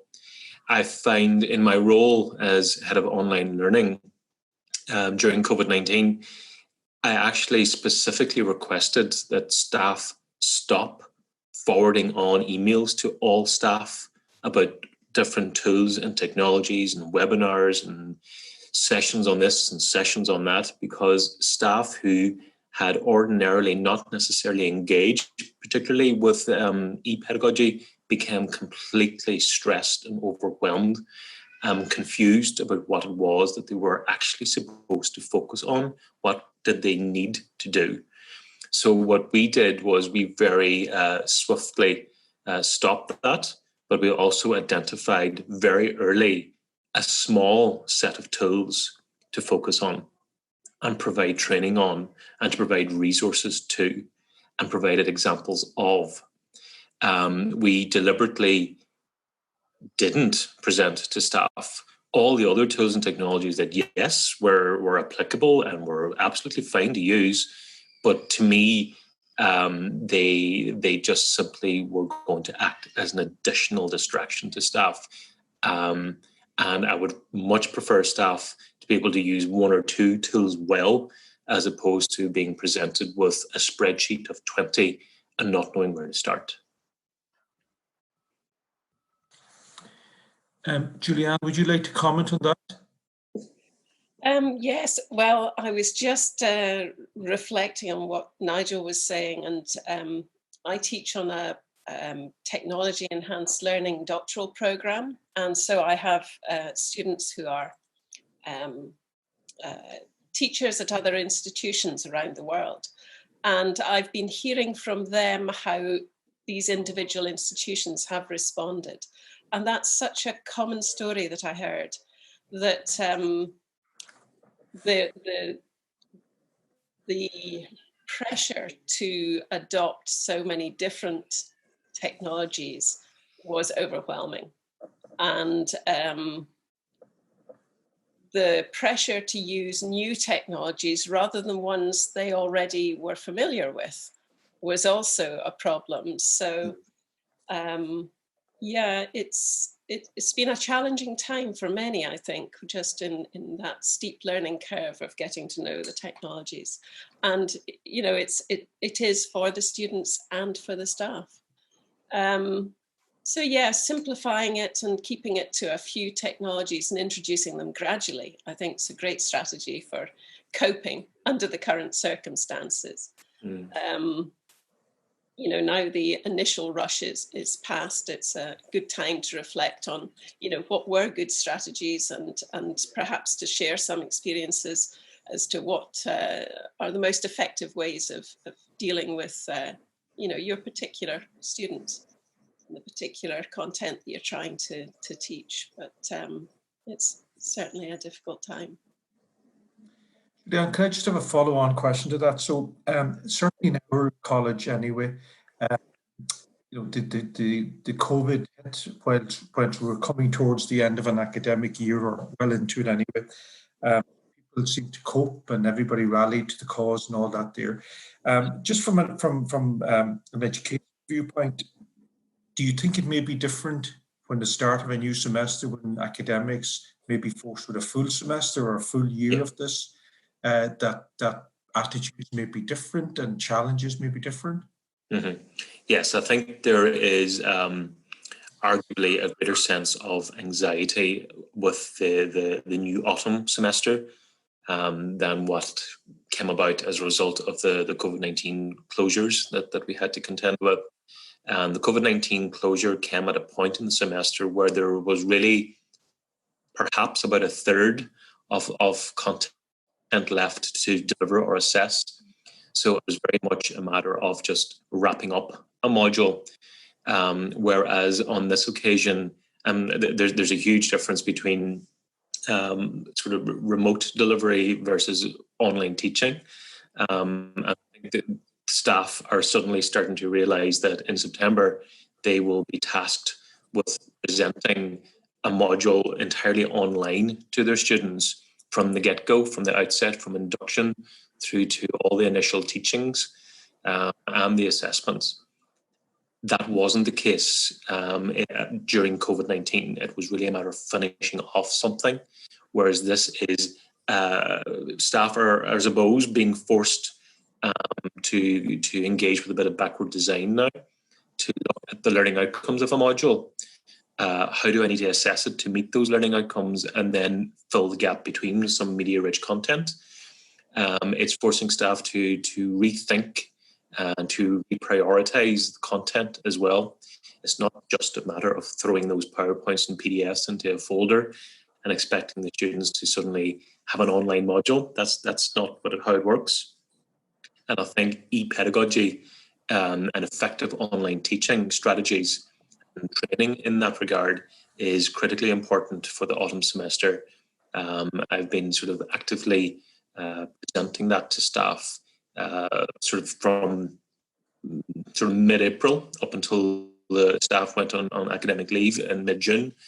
and I'm scheduling the same more intently now for coming into August and into September as well, to try and get staff as opposed to realise the difference. And they do realise the difference. They do understand now that it is quite different, and that maintenance of student engagement is critically important. Also, the induction of your programs and your modules is now critically important, with particular reference to our incoming first years or incoming international students or new postgraduate students that perhaps haven't been students of the institute prior, and therefore don't have that familiarity of how things work. So we need to now ensure that what we present to our students is on the assumption that they are online and there for the first time. Thanks, Nigel. Julianne, would you have some comments to make on that? Well, I was just going to ask Nigel a question. Is the intention at your institution to deliver online for all of next year, or is that just open for debate still? Well, the intention is to maintain that first year experience as much as possible. So we're first year undergraduate students, to try and ensure that they get the most opportunity to be on campus as much as possible and be socially distant. And as we progress through the years, so as you go towards the end of your undergrad or into postgrad, that will be more and more online. It also is very much discipline specific. Some disciplines lend themselves to being okay online. Others really do have that practical element that academic staff feel is important. So we're going with the blended approach, essentially, with a greater weighting on face-to-face for our first years. Interesting. Okay. Can I just have another, and I know some, Nigel's under pressure here, but could I just, to move to another meeting, but could I just, Lawrence raised an interesting point there today about intentionality. So I'm just wondering what speakers might think of, that we spend so much time learning this technology and trying to implement it that we actually forget what it is we're supposed to be teaching. I mean, or are we actually having any impact? I'm just wondering what you would think about that. Sorry. Yeah, no, absolutely. It's back to this notion of a technology being the utopian ally, and it's not. And we need to be mindful of that. And we can't. I suppose it's no different than whenever we moved from lecturers engaging with acetates in grand lecture theatres back in the day, and they evolved and went on to PowerPoints, and suddenly it was death by PowerPoint. So we need to be mindful that the same history isn't repeated as we move more digital and more online, that we don't become dependent on a particular tool for online delivery. And in fact, all the research and surveys that have been conducted recently would suggest that diversity is what bolsters and evolves academic integrity as well in online delivery, where we're not just doing videos or we're not just doing YouTube, that we are mixing it up as media rich. And I think that's a term that we ought to bring with us into the new semester, is media rich, that we aren't spending our time dedicated to a particular tool or technology thinking this is the be all and end all of online education, when there are other things that really should be supporting it. And we have to be mindful of the fact that we have multiple learner types in front of us, using multiple types of devices, with multiple scenarios taking place in their own home. So we need to be mindful.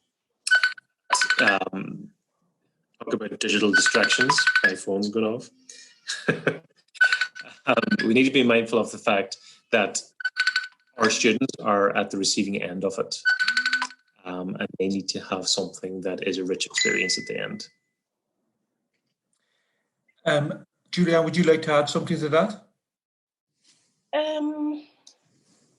Totally forgotten what I was going to say now. Yeah. Distracted by thinking, is my own phone off? Yeah, no, that's what I'm doing. I'm putting it on mute now. No, we were just thinking, whether we're spending so much time on the technology, we actually forget what it is we're supposed, that we actually forget how to teach or what we're supposed to be teaching. Yes, I mean, one of the problems that I see that I did talk about earlier was the problem that you get so focused on using the tool that you end up making small changes here and there because that's what the tool can provide. You know, it encourages you to deliver in a particular way, and you forget that maybe that's not the best way to teach. And that's, you know, that's sometimes you need to kind of step back, reflect, distance yourself from the technology and say, well, what am I actually trying to achieve? And then choose the technology that does that. And that might mean learning a new bit of software. It might mean not just sticking with the lecture delivery system you're using, or the PowerPoints, or whatever is the technology you're using at the time. So yeah, I think reflection and thinking about pedagogy is something that we need to keep thinking about doing when we get that opportunity to kind of step back and reflect a bit more fully. No, I would concur with that, and I would sort of bring to our attention as well that of assessment. And I suppose we need to be mindful of that remote or online assessment can be problematic from an administrative perspective, but also for the students themselves sometimes. And perhaps universal design of learning is something that we should be perhaps educating ourselves a little bit more about and trying to implement a wee bit more substantially, I think, moving forward as well, which whether we're online, blended or face-to-face, it's really something that we should be adopting anyway. And then perhaps a lot of the technical or administrative issues that we might find ourselves faced with or at the end of the semester might be allayed a little if we have applied a universal design approach from the get-go. Yeah. I mean, at the start of the COVID-19 pandemic, we were just moving into, you know, the exam phase of the year. So there was as you say, a much more greater focus on the examination, finishing off delivering the content in the examination phase, rather than what we're now moving into, which is planning for the next year. And one of the changes that I heard about that was proposed was to not do the summer examinations, but to base the marks on the coursework that had been submitted for the courses throughout the year. And I saw an analysis which had been done comparing coursework marks with examination marks for previous years. And I was quite surprised to find that, you know, there was something like one case where the coursework did not predict the examination results. And that surprised me. I thought there'd be more variation. But it was convincing evidence that actually the examination wasn't particularly necessary, that the coursework during the year had actually provided evidence of the learning that had been achieved, and from that you could predict the grades. Of course, when it comes to my own son, who is just at my youngest son is just at university entry age, he is currently awaiting examination results, which will be based on his studies without the examination. And that makes me really nervous as a parent. You know, on the one hand, as an educator, I've seen this evidence that this, you know, very analytic, analysis of predictions based on coursework. And yet as a parent to sort of sit here waiting nervously on these examinations, which have that crucial power to say whether he gets into university this year or not. It's a very different perspective. So I don't know, but certainly online exams are a problem. They are, yeah. Yeah. So I'll just ask one more question. There was a question for Owen, but I think he hasn't been able. It was basically about self-control and if the project had evaluated any changes in the students, and if they had adapted or whatever, the self-control, but I don't think anyone's here to deal with that. So I'll just leave it with one final question. It's a thing of digital strategies and digital well-being strategies. So just from your perspective, to what extent are HE, higher education, struggling to implement digital well-being strategies? Would you have a view on that? So I didn't catch your question. Oh yeah. So I'm just wondering, to what extent do you think higher education is struggling to develop and implement the digital well-being strategies? Yeah, well, I suppose it's creating a culture in higher education whereby we don't, I suppose what I'm trying to say is that we all work differently, and that's to be encouraged and to be supported, and that's fine. And particularly with regard to COVID and with regard to what might be remote working policies, I think it's important that there isn't some sort of an assumption that if I send an email at 8 o'clock at night, for example, time that I can get sitting down to respond to an email, that there's then an obligation on you as the receiver to act upon it. And that it's creating a culture around that, a culture of understanding within a particular institute. I think that's really important. There are those that advocate that, well, nobody should be sending an email at 8 o'clock at night if it's work related. And then others will argue, well, then that's flies in the face of what is remote working and flexible working.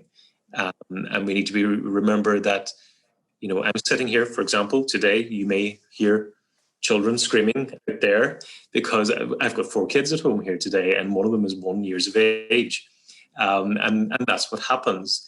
And quite often, and Padraig, I'm sure you can attest to the fact that you could get an email from me at 8 or 9 or 10 o'clock at night, because that's when there's a bit of space in this home that I can sit down, where at 3 or 4 o'clock in the afternoon, it's impossible. But I can do it in the evening time. But I have a little appendage to my signature which suggests that you can ignore my email until the following day. And that's absolutely fine. I think we might consider as well as higher education institutes perhaps configuring servers such a way that emails perhaps don't deliver outside of traditional working hours. That's also a possibility. Or that we educate ourselves on how best to use our email facility. And I'm focusing on email, but as I think Lawrence used the phrase that email is essentially somebody else's to-do list, not necessarily yours. And it's about creating that education, that awareness, that culture. We are in the midst of developing our remote and flexible working policy, for example, but I have asked that policy be developed under the umbrella of a flexible working ethos, that we understand first and foremost where we're coming from with the policy. A policy is a bunch of rules and regulations, but an ethos is what we think about it, how we're going to use it, and why we're developing it in such a way. I think it's really important in higher education moving forward for digital wellbeing. So would you like to comment, Julianne? Yes, one of the other aspects of that is expectations and norms. And one of the things that we do with our students is that we are quite clear about what the expectations are in terms of responding to emails. So they can quite happily send us email at any time of the night or day that they like. And given they're in other parts of the world, you know, Japan is in a completely different time zone. So, you know, you can set up the expectations that you will respond, but within your own working hours. That's not to say that I always stick to that, because I tend to work quite flexibly. So, you know, I do send emails at ridiculous times in the evening, and unlike yourself, I will put, don't feel you have to respond now. I just want to send it now because it's on my mind now. But I'm not worried about getting the response until the following morning. or later. You know, it's not that urgent. I do convey that, but you know, it's nice to have those expectations explicitly discussed within a group, so that you don't feel pressure to respond. So look, I think that's most of the questions anyway that I see floating around. So if it's okay, thank you, Julianne, Nigel, and Lawrence, and Owen. I think you just left towards the beginning of the thing, and that was very useful. And so maybe we just now move on to the next speakers. And I think the focus of the next round of talks is really on the intellectual outputs and the tools that were developed as part of the Digital Wellbeing Project. And our first speaker who worked on intellectual output one was Krista Temelis. She's in the Educational Research Department at Lancaster, and her focus of her research is on changing practice and thinking, teaching, and transform people's lives, and engages actively with students, businesses, and communities. She has 20 years' experience of teaching face-to-face classes, blended learning, courses, and vocational workshops in e-research and technology enhanced learning. I hope I caught that. And over to you, Krista. Okay, thank you. Thank you for the introduction. It was a really interesting discussion. I really enjoyed it because we have the same challenges and the same concerns and the same thoughts about fall semester and what is going to happen. So I am Krista Temelis. I work as an educational researcher at Lancaster University, and today I'm going to talk to you about digital well-being research, case studies, and future directions. When I started working for this project, I didn't know a lot of things about digital well-being, but I was lucky enough to meet amazing people, ethicists, academics, teachers, psychologists, philosophers, consultants that gave me different perspectives. And during the pandemic, I was able to fully realize the importance of digital well-being for educators and students. So we have all seen these notes, these scary notes. Campus closed, schools closed. We don't know when we are going to reopen.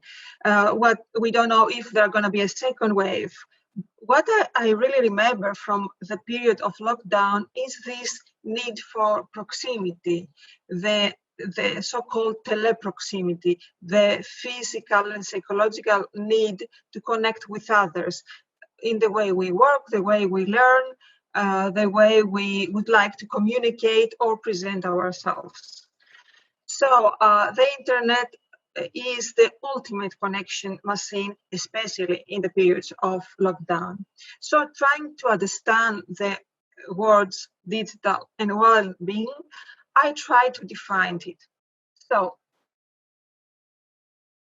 the word digital is the easier to be defined because our life is saturated with digital technologies, but we need to fully understand that first we make our tools and then tools form us. What I mean is that, as the speaker in the previous discussion has already highlighted, it's a different thing to have face-to-face classes, a different thing to use tools. You have a different way, you can present yourself in different ways, you need to present the content in different ways, you need to socialize and communicate in different ways. So the digital world is easy, relatively easy to understand, but the word well-being is really a tricky one. You have seen many definitions of digital well-being that are general, vague, or they entail a lot of things like social identity, like environmental issues. And I do understand that it's quite important to know what we are talking about. But philosophers from ancient Greek, Renaissance, even contemporary thinkings, they have not solved this puzzle how to effectively define happiness and well-being. But for my research purposes, I try to categorize this concept of well-being. So I categorize it to emotional well-being, the ability to manage stress; physical well-being, the ability to improve the functionality of the body; social well-being, the ability to communicate, develop meaningful relationship; workplace well-being, the ability to pursue dreams, values, interests; and societal well-being, the ability to actively participate in thriving community. And this is something quite important because it's how you see technology and your presence online. My personal perspective is more anthropocentric. The human is on the center of the technologies, but we need to fully understand that we are social beings and we are all interconnected. So having this understanding of the term digital well-being, I try to have in my mind a plan. So what I have to do, I have to find people that have this vision to improve, to enhance the digital well-being of educators. So I have to find what they have done, what they have invested in time, in goods, in services, in courses, and then to see how effective their intervention were. In other words, I was looking to find immediate and long-term impact research. So the methodology I used was informed grounded theory, because I wanted to see literature review and also to combine the literature and the research data with the interviews I would have to conduct. But when I was trying to find theoretical frameworks, awareness modules, MOOCs, school project, and digital well-being activism, it was really difficult because there was a kind of production of ignorance, as Brad and Mackenzie call it in their papers in 2019. The main information are not freely available. They are buried in engine machines. So whenever I was looking for such intervention, I could find only GISC papers or Google app, and I couldn't find a lot of things. But luckily enough, one of the project partners, Carmen, suggested that it might be better to search for intervention per country. And this was a very important advice, because then I was able to find out different intervention in different countries. The first thing I looked into and talked to people was the Erasmus platform. And there were some projects in the field of digital citizenship, in media literacy. And one of the best projects I found was the lie detector. It was very important because it is very crucial. It is crucial to make students understand that many of the information they come up online, they are fake. So the lie detector program tried to educate students on how to spot fake news, how to, even to create fake news, then why they are created, what is the purpose, what is the profit, why people do that, and to be more aware of how this fake information may enter in education, or they affect the way they make decisions. The second example that I could found was from Italy, came from Italy, the Italian Center of Wellness, and there they have done a lot of work from sociological perspective. So they have created this digital tool which tests 5 areas: digital well-being, safety, digital content creation, communication, collaboration, and information. And it is a collaboration between the University of Milan Bicocca and psychologists and psychometrics. So you can all try out this test to see how high or how low you can score, you might be able to find things that you need to improve. The second thing that was very interesting regarding the Italian Center of Wellbeing is that they have done some courses for schools, and they have done some long-term and short-term impact studies. So they tried, for example, to change the habits of students, to see digital competencies, and to measure somehow subjective well-being.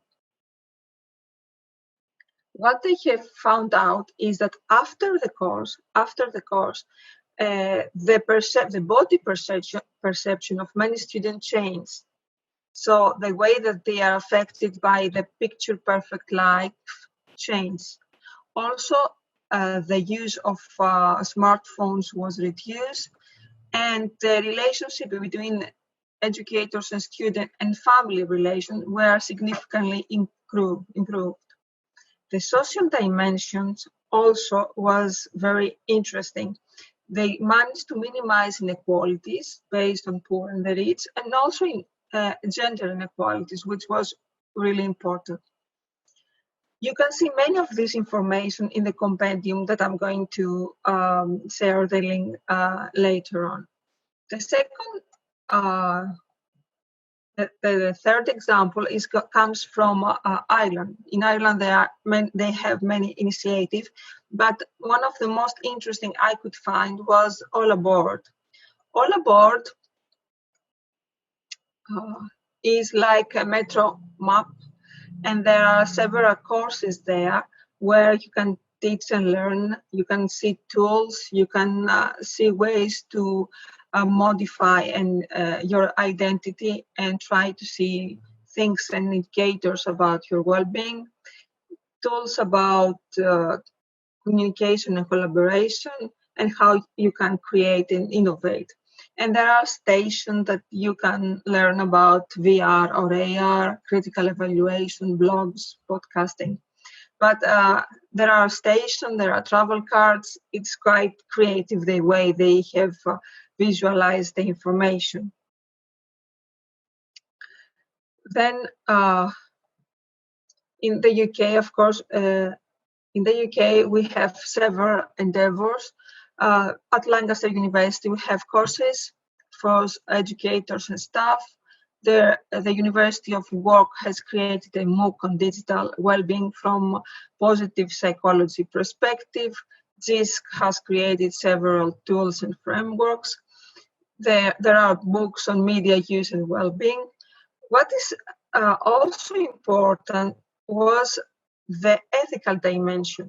Oxford University has created the Digital Ethics Lab, which create ethical frameworks on how to use media, about work ethics. And it's very important to be able to have criteria on which to base our online presence and educational performance.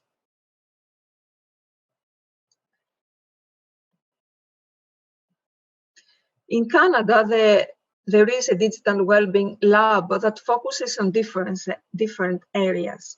They focus on virtual intimacy, virtual social touch, the expression and perception of empathy online, and online self-care.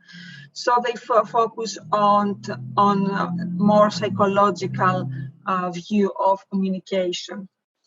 You can find a lot of resources also in the compendium.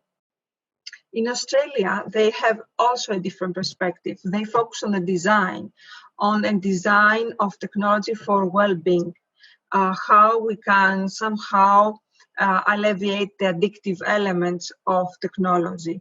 And there are also books related to the concept of positive computing, how we can enhance and how we can thrive using digital technologies, because we need also to focus on the positive impact of technology, not only focus on the risk and challenges. In the USA, there are a lot of endeavors, but the one that I was able to find that make me really surprised was the Center for Humane Technology. The Center for Humane Technologies is a team of experts, a team of ethicists that used to work for high-tech companies, and now they are aware of the challenges. And I'm going to show you some of their perspectives. So they see the problems of digital addiction, mental health, breakdown of truth. They believe that somehow it's more difficult to see what is real and what is not. They speak about polarization and political manipulation, but also about superficiality.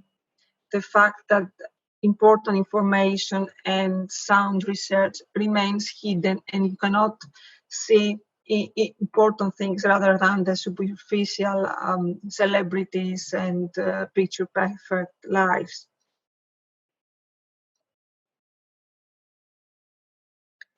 I was also able to talk with digital well-being activists like Helen Beetham, Paul Martin, Jane Pieper, Heidi Forbes, and Lawrence Ambofo that has spoken before. And they focus on educating people in every aspect of life, in education, in business, in industry, of the potential and the challenges of technology. Of course, I cannot talk about all the cases, but there are significant case studies on the compendium that we have written with Julian Syme, and you can download it for free and see many showcases related to digital citizenship, media literacy, and digital well-being. So, what are the things that we need to focus on in the future? So, we need to focus on lack of evidence-based content.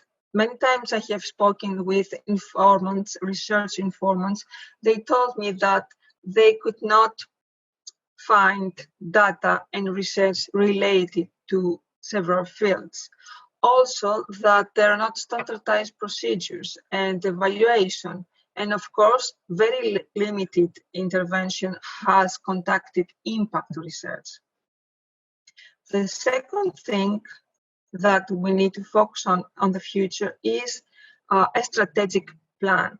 Yesterday, I was talking to some educators, and one of them pointed out the lack of leaderships, that they are not people to support them. There was not a supportive community to help them face the challenges of teaching online. So it's very important to be able to have a strategic plan in higher education and in education. Actually, many research informants claim that we need to start learning about digital well-being from kindergarten, from nursery schools. We need to start building on this idea of being digitally responsible citizens, and we need how to use technology appropriately. I do understand that digital well-being is multidisciplinary field, and there are a lot of challenges and barriers to overcome. But what is important for me is to change mindset, to be able to see risk and challenges and the positive aspect of digital well-being. So we need to start thinking about the basics. What is ontology, what is real, what is not real, about epistemology, how we can learn what is real, how we can see that the information that we come across are relevant and we are not misinformed, and also to be able to see as educator what is our teacher presence, how we present ourselves online, how we present the material online, cognitive present, and how we enhance this connectedness and social presence online. So I would like to thank you. You can find more information about digital well-being in the compendium and the rest of the resources in the project website. And if you have more questions, I am available to discuss it with you. So thank you very much for that, Krista. So that was intellectual output 1, and sure, if there are any questions coming through, I'll just send them on or we'll deal with them. So if we could move on to the second part then, which is intellectual output 2, and most of this was really under the leadership of Momentum. And we have Laura here today, Megan, to take us through that. Laura's an e-learning and European project specialist, and will just take us through the key modules and tools and outputs that were developed. So Laura, and by the way, we're well ahead of schedule, Laura, so we thought we'd have to tighten up. We're fine. So it's over to you. So yes, everybody, I am the Irish Republic of Ireland representative for the Digital Wellbeing Educators project. And as we explained, there has been 5 countries involved in the development of this project over 2 years. So I suppose, with in effect to this morning's presentations, I see a lot of you have questions. And this is exactly why we developed the project, is to answer all those questions and to help you out of your difficult situations. I see one question there from somebody saying, how do we spend less time researching tools and more time working on quality content for the students?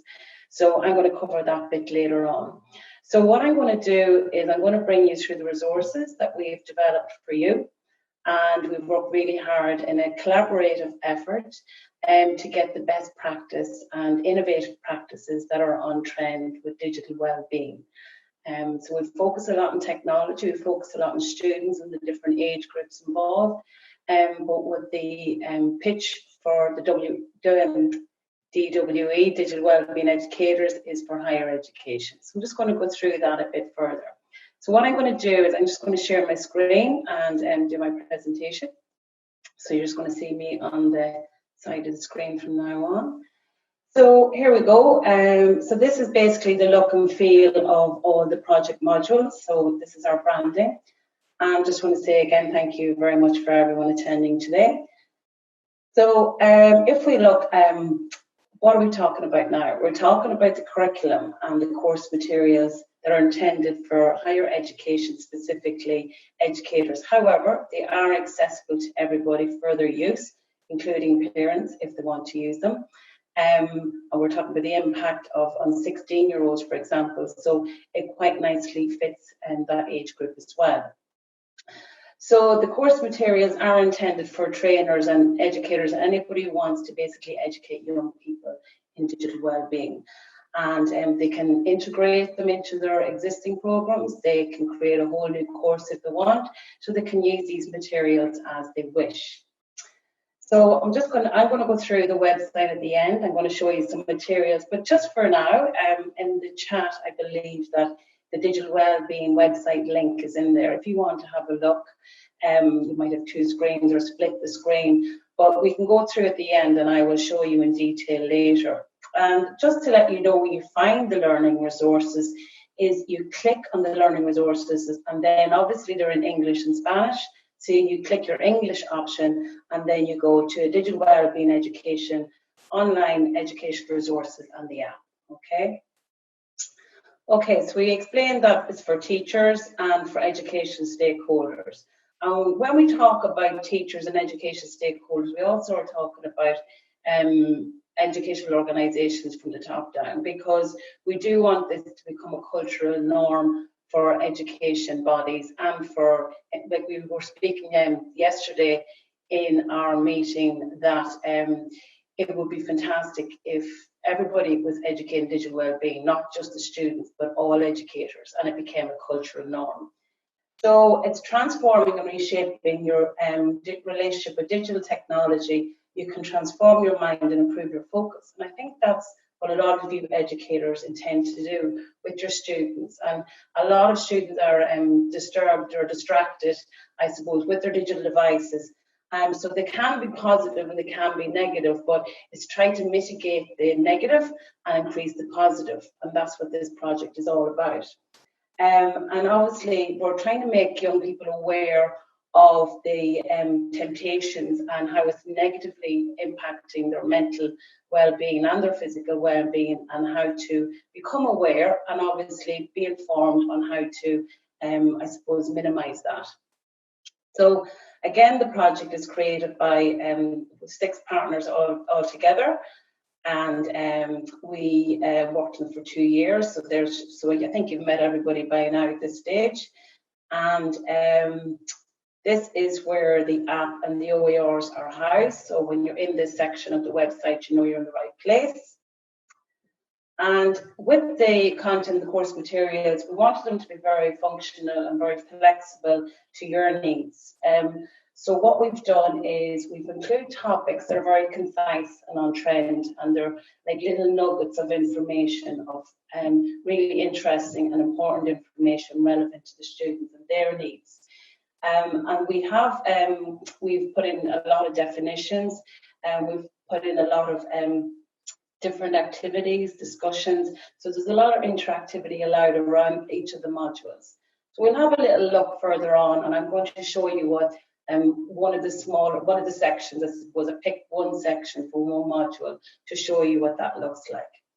So if we've 8 modules all together, and they're structured on a journey, so according to learning, and that means that we start off obviously with an introduction to digital well-being, because it is a fairly new topic, and what you'll probably find is a lot of your students are very informed and very knowledgeable in their skills in terms of digital skills, but digital well-being, it's another area altogether. And I say educators and me would be in that category as well, up until I got on board this project.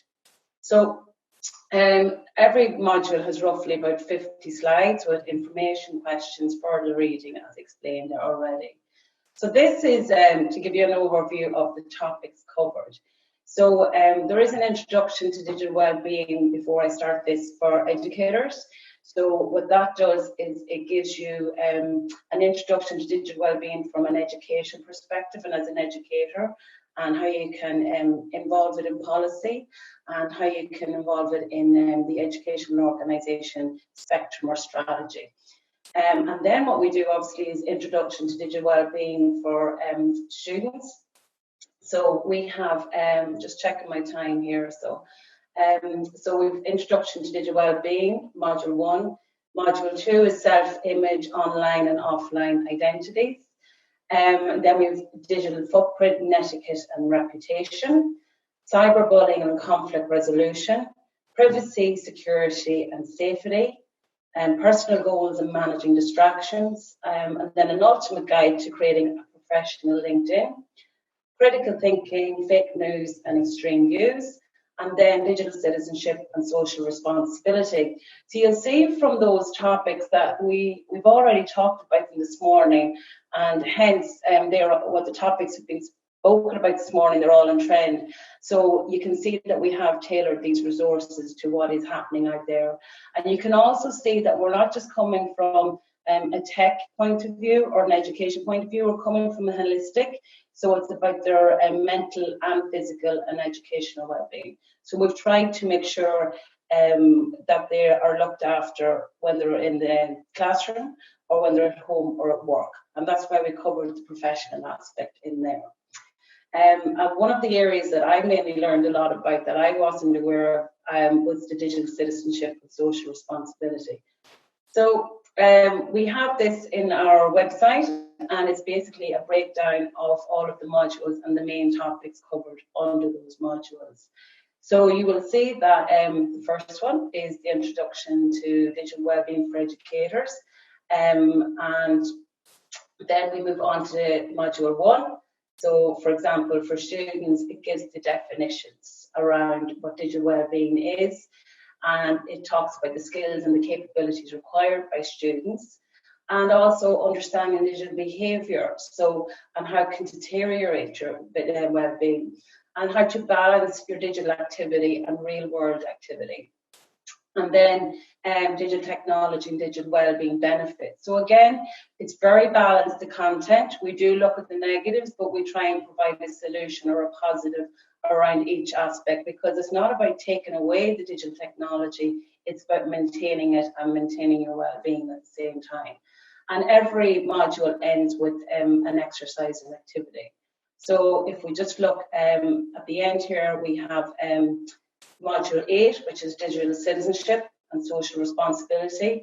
And that covers how you can develop norms and appropriate behaviours around digital citizenship and how to use technology properly. And it goes into the digital footprint and your digital tattoo and explains what they are. And as I said, there's a lot of activity and interactive sessions and questions scattered throughout the modules, as well as at the end, so that you can touch base with your students and make sure that they're on track and they're informed and they're interacting, because I think that's a really important element to the learning.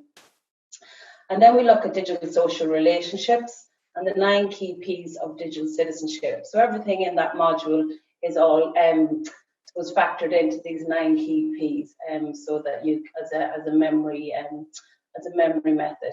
And then at the end, we have the educator's training manual. So I'll talk about that a little later. So in the website and the page I showed you, if you scroll down to the bottom, you will see a little image like this. And basically, what happens is you click on the download and it's a zip file. So all of the modules and everything you need is in that zip file, which makes it really easy for you to download. You don't have to download them individually. They are in PowerPoint format, which means that you can edit them. What I mean by that is you can mix modules. You can do one module, you can do all modules, whatever you want. We just say to try and for copyright reasons, obviously, to keep the branding and obviously the Erasmus logos wherever they apply on the modules. So let's have a little look. So I'm going to give you a little closer taster to what one of the modules looks like. So we'll look at module 3, which is digital footprint, netiquette and reputation. So just a little reminder of where that lives again. And when you go in, so this is what the first slide looks like for all of the modules. Then what we do is we try and cover the learn objectives and the topics associated with each of those modules. So it's about understanding your digital footprint, then creating a visual representation of what your digital footprint might include, then understanding the difference between your digital footprint and your digital shadow. I didn't know what a digital shadow was until this project. So that's a really interesting thing, and a lot of security built around that. On the security measures and how to, I suppose, prevent misuse or prevent people obscuring your digital use online. And then realizing why employable profiles are online, and how business and companies can collect your information online that can go against you in your professional career when you leave college or even when you're working in college, and learn how to manage your online professional reputation. And we also talk there about how to online your personal and professional reputation. So if you're using a social media platform, for example, for your personal use and your professional use, the benefits and the negatives, I suppose, around that, but also how to manage if you're combining both together, and different suggestions on what you need to consider. So module 3, students today are very engaged in the online world, but they're often unaware of how their actions online leave a permanent trace and can affect their future reputation. In this module, we introduced the idea of digital footprints, how what you do online leaves traces behind, and how these traces can impact your current and future professional life, health, career, and online experience. So this education is something that they can take after college, obviously, and live by for after their education. So if we look at the learning outcomes, the learning outcomes are you will learn what your digital footprint is and how you leave traces behind. And then you will be able to find out the size of your own digital footprint and the different tools there that can help you do that. And it's also good, we try and recommend with students that they do an odd check-in, so that they keep an eye on their digital footprint. And then obviously how to become aware of your digital shadow and what it comprises of. And then you'll check out about your netiquette and see if it's correct or acceptable. You may be surprised. And there's lots of online quizzes in there as well that are really good online. And the good thing about these as well is that students don't necessarily have to disclose their answers. That can be a discussion they can do privately, okay? So you'll understand your online reputation and different tips that you can do to help that. So this is just one section about digital footprint. I'm just going to give you an idea of the content and the level and what it looks like. So it starts off with much of what you do online leaves ongoing traces of your activities. Without realising every day you are giving and involving public presentation of who you are, which can be seen by anybody online. What's worse is there are elements of your digital footprints that can never be erased. And you might think you're at home on your laptop, mobile phones or tablets communicating with just a few friends, but you're actually communicating with the whole world. And that means, and I mean literally the world, and they can really distribute and share whatever you say. And each section we have little videos, so there's a video you can click on. And this is an example of one of the questions. So when you post, go online, download, upload, purchase and comment, you think about your digital footprint. And we've kind of structured these questions as well, that if you want to use an online tool, for example, Nearpod, this is perfect for these kind of questions. And we wanted the functionality where you would have digital tools or not have digital tools. So that's why they're in PowerPoint. And the good thing about Nearpod is that you can just upload it into Nearpod and adapt it that way. So there is good adaptability in there. And then obviously how your digital footprint is presented in websites and web merchants, and explains what they are. And a lot of students probably aren't aware of these and what happens when you do share. We are becoming more aware, but students still aren't fully aware of the impact and the distribution of their personal information. So we look at Facebook, YouTube, Google. So we've tried to cover all the main platforms that students use and try and explain to them, like in the personal life, photos and selfies. Is it just a harmless pic, right? So you may take a photo on your device and it can actually maybe tell where you're located so people can find you. Or, you know, there's other data that's released once you post a selfie. And obviously, what is the type of photo that you've disclosed and who have you disclosed it to and what platforms, and how that information can be sold for marketing purposes and used against you. So that's all explained in there. And then obviously time to create a footprint so people actually realize the step-by-step process and what's involved in that. And then how obviously the digital print footprint calculator. So once you've done the creation of the footprint, now you can actually calculate what that footprint is. So if we move on, there's more videos, and then we look at who's interested in your digital footprint. So it's getting them ready for the outside world, I suppose, and not only the outside world after education, but during education, and obviously who gets access to that information as police and crime, healthcare, online service providers. And then there's some more nice questions in there, and then what tagging and not tagging is, okay?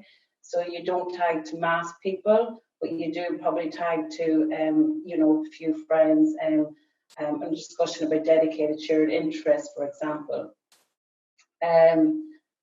So then this is an example of the exercise and activities. So one is managing your online identity and reputation. So there's a little quiz there. Then we have a discussion. So we've got some questions here that you can ask your students to talk about. And the good thing about that is students can obviously learn from each other through discussion, which is it's educational itself. And then obviously the learning outcomes. So next I'm going to move on to is the course guide for educators. So all of there seems to be an awful lot of resources, and you're probably thinking, wow, it's a wee bit overwhelming. So what we've done is we've created this guide that shows you an overview or a dashboard, of all of the resources for this module for the curriculum. So I'm going to go through. So in the course guide for educators, it looks like this. And it's on the website, and what it covers is about digital wellbeing, the curriculum itself.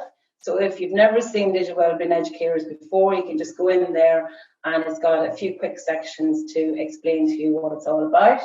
General instructions for educators on how to use the project outputs and the curriculum, and then course delivery options, course content overview, useful links, and then a sample 7-day timetable. So this is just to give you an idea of what it looks like. So in general instructions, we look at the methodological approach.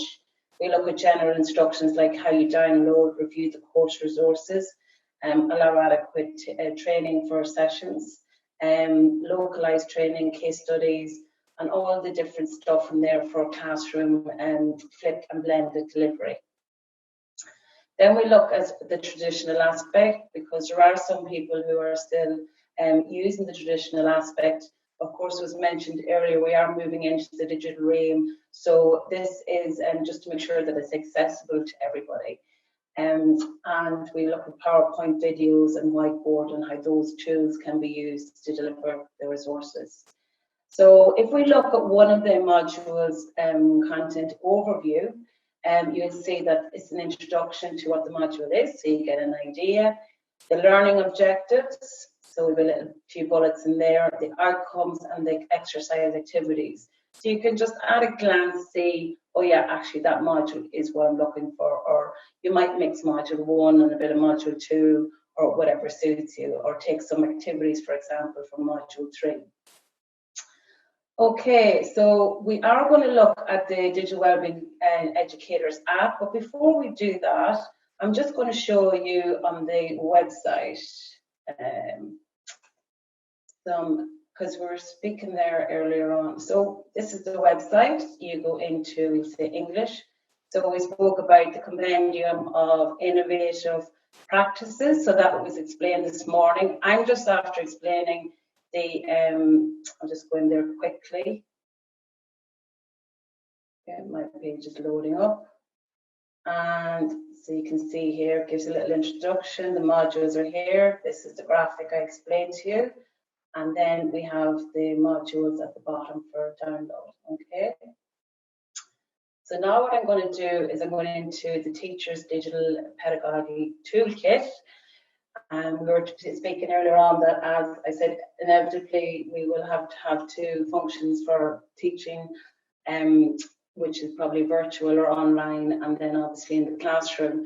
So we have obviously a toolkit. We've course creation tools. So we've done all the work for you. We've taken all the research out of the what suits you and what suits this course, and we've picked the top 5, 2 or 3 tools that are a good representation or good tools to use for that aspect. So for example, course creation tools and e-learning authoring tools. So if you go in here, we look at WordPress. And it explains the tool, that you can watch it with videos, with 3 reasons to use WordPress, and possibilities, and then you read, so you can download if you want to, and then you learn from others. So we've got lovely videos in there, lovely material. So some people like to read, some people like to watch, some people like to listen. So this is to make sure that you're all tailored for. And then getting started with WordPress, we've tipped step 1, step 2. So for example, step 1 is show your learners a quick tutorial on how to get started with WordPress. And there's no harm in educating your students as well on these tools. You can also organize different stations in class in case you don't have a device for every student. And step 3, it's free to use and encourage the students to sign up. And then obviously take our simple WordPress quiz. So example, the question is, WordPress allows users to add plugins and different themes to customize their site. So that's another way of helping you learn. Porrick, can I ask you, how is my time? I'll go into the other tools at the same time. So we have collaboration and file sharing tools. So we look there at Dropbox, Slack, and WeTransfer.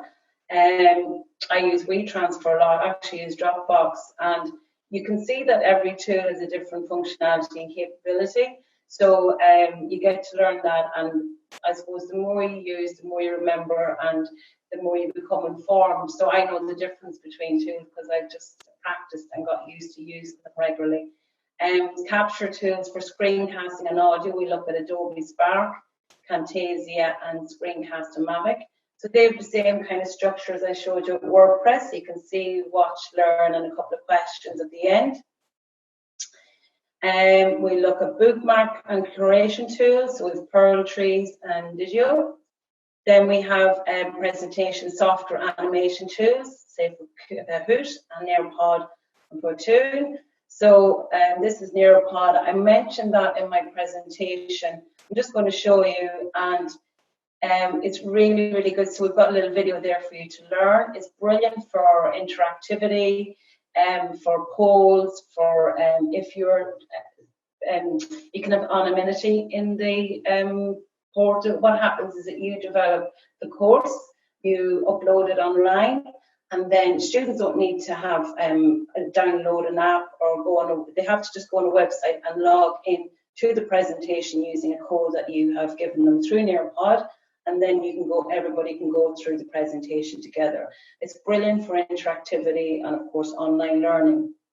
So again, you can read, learn from others, and then how to get started, and then again, simple quiz. So I'm just going to quickly now go through. So this is the webinar meeting tools, Zoom, which we are fundamentally using today, Skype and GoWebinar, and then project management, Monday and Trello. So then we have the Teachers Pedagogy short course, which is really good, and we have split this into, there's 5 different modules. One looks at the introduction to innovative teaching, and the other looks at the flipped classroom, and then the third looks at problem-based learning. Then we have e-learning tools, and then we have collaborative learning from spaces and peer connections, and that's like how you get started with collaborative learning, what you need to know about peer connections and networking. So you can see there's an awful lot of resources in there. We have tried to cover everything that you need, and I'll just go in here, for example, Introduction to Innovative Teaching, just to give you a flavour of what this section looks like. So you can see we've broken up nicely. So Introduction to Innovative Teaching, and it tells you it's 1.5 hours, structured self-guided learning, including recorded webinar. And if I can just explain, in the educator's manual, we have in the timetable explained how long it should take to do each module roughly, and a recommended course per week. So if you do half a module one day and half the next day, that's how we typically do it. So we have put in those measurements to guide you on how to use the resources. So the structure is a self-guided learning, including recorded webinar. And then when you, we have why innovative teaching, so the benefits of it, and obviously teaching and the teacher perspective, the teacher-centered module, and the learner-centered approach. And then learners in the classroom go from being passive recipients of knowledge to active and participatory learners. Sorry, said that word a little wrong. And then some innovative teaching methods, again, sort of technology-driven classrooms, flipped classroom, inquiry-based and problem-based learning, and then collaborative learning. And you can see all of those other resources back up this information and back up this course. So when you want to go to flipped learning, just go to one of our tools and it's all there for you, and we show you how to use it. And then what is a webinar? And the module delivery tool is Adobe Connect. Benefits of webinars as a learning delivery tool. And then why watch a recorded webinar? And then you've got little webinars there. Okay, and if you go at the bottom there, it will just bring you from one page to the next. So there's module 2, just for ease of use. All right, so there's a good mixture of different mediums and text to visual, and that was really important part of the project. So I'm just going to go back quickly to the app.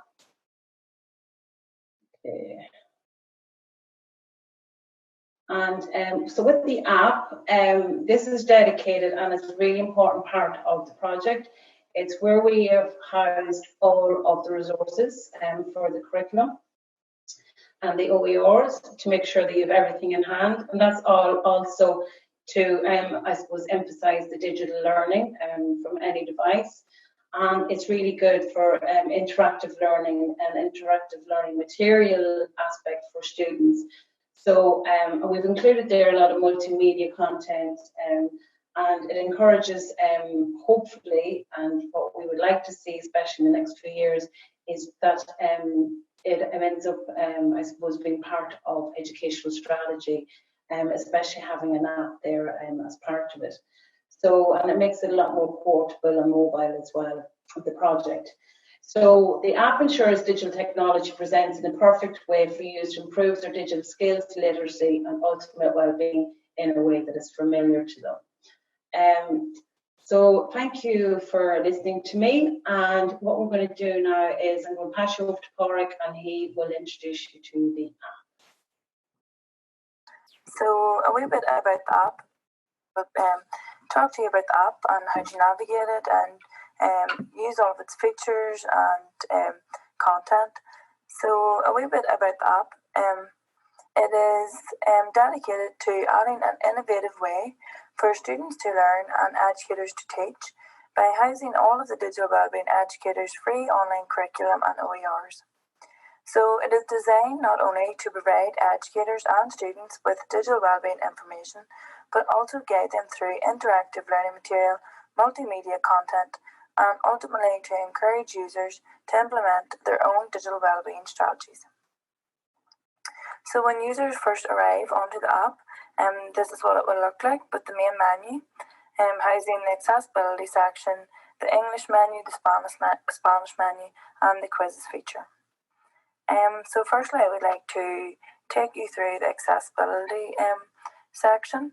So as digital wellbeing educators, we are very aware of the importance that content be available to everyone. So this is why we have included a set of instructions for iPhone users and Android users, which basically outlines where to find the accessibility features within the settings of your smartphone. So for example, how to turn on the audio descriptions, or how to increase the size of the text on your screen, how to use the Zoom features, and many more that will really enhance how you view the app. So go back to the main menu. I'm not sure if you can tell by my accent, but I am from Northern Ireland. So my Spanish is not very good, and this is why I will be taking you through the English menu today. So click onto the English menu. Just take a wee minute to load. And as you can see, there is 8 modules. So you can dip in and out of the modules as you like, whatever you find most interesting or would you like to learn first. But we would recommend you start with the recommended 1 to 8 order, as you will find it more. You'll be able to understand the content better, and that is what we would suggest. So as you can see, there's 5 sections. So this module, interested in learning the importance of digital wellbeing, let's log in. So this is really an introduction to the digital wellbeing topic. So we've clicked onto the module 1.1. As you can see, the information is very bite-sized. It's in bullet points. We did wanted to keep it very easy for the students to engage with, and so this just focuses on the negative impacts, that making students aware of the negative impacts of technology. We know there are many positive benefits to using social media and digital technology, but it's also very important to understand the downsides of it as well. So that's just a brief introduction to the topic. So moving on to the second section, 1.2, understanding digital behaviour. So just click that.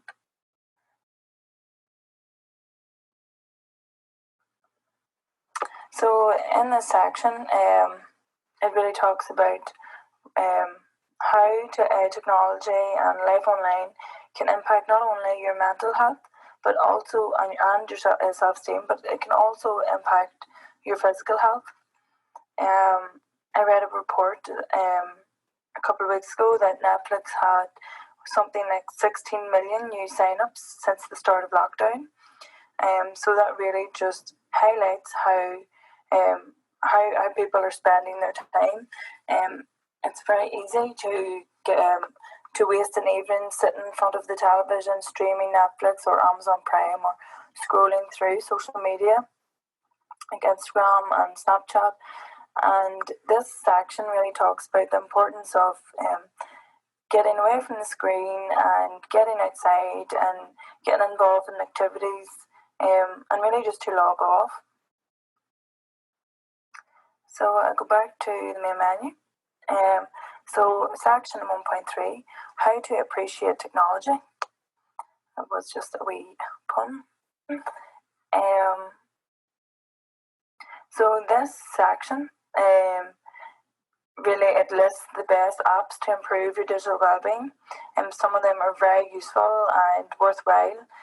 So everyone should really consider downloading them. So the first suggested app is Headspace, which is a meditation and mindfulness app. So the second app is 8Fit, which is a fitness app that provides users with personalized recipes and workouts. And another one that I thought was very interesting was the Streaks app, which is a to-do list that helps you form good habits and an essential app to hold you accountable to all your goals. So this is very different from the kind of apps that students are probably very used to, like Snapchat and Instagram. These really put your mental health first and your physical health, and makes you be sort of productive while you're on your phone. And yes, well, as I said, it's worth considering to download them. So section 1.4, the wellbeing activity. So this section houses a few quick activities to become aware of the effects of social media and spending a lot of time online. So I'll click the first link, the deficits in social skills.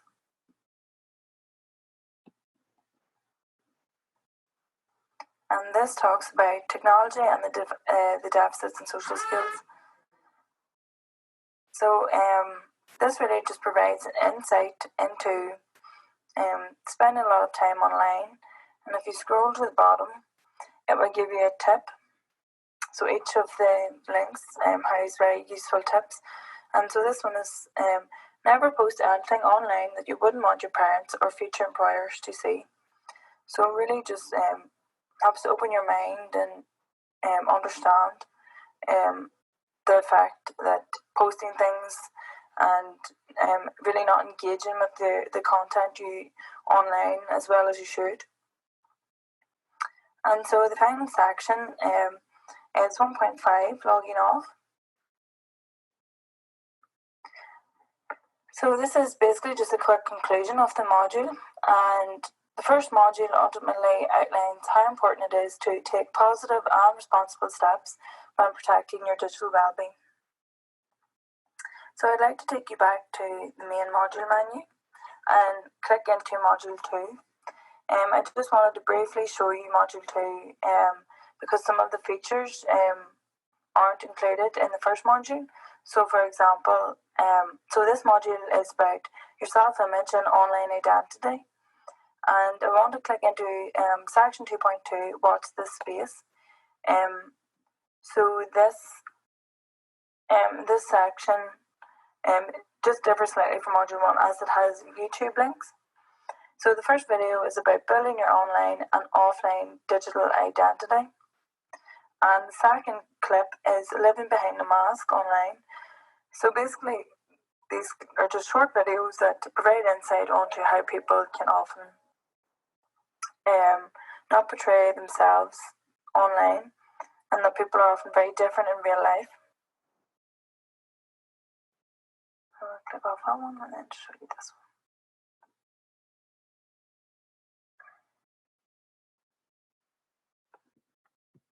one. I think that brings that video to an end.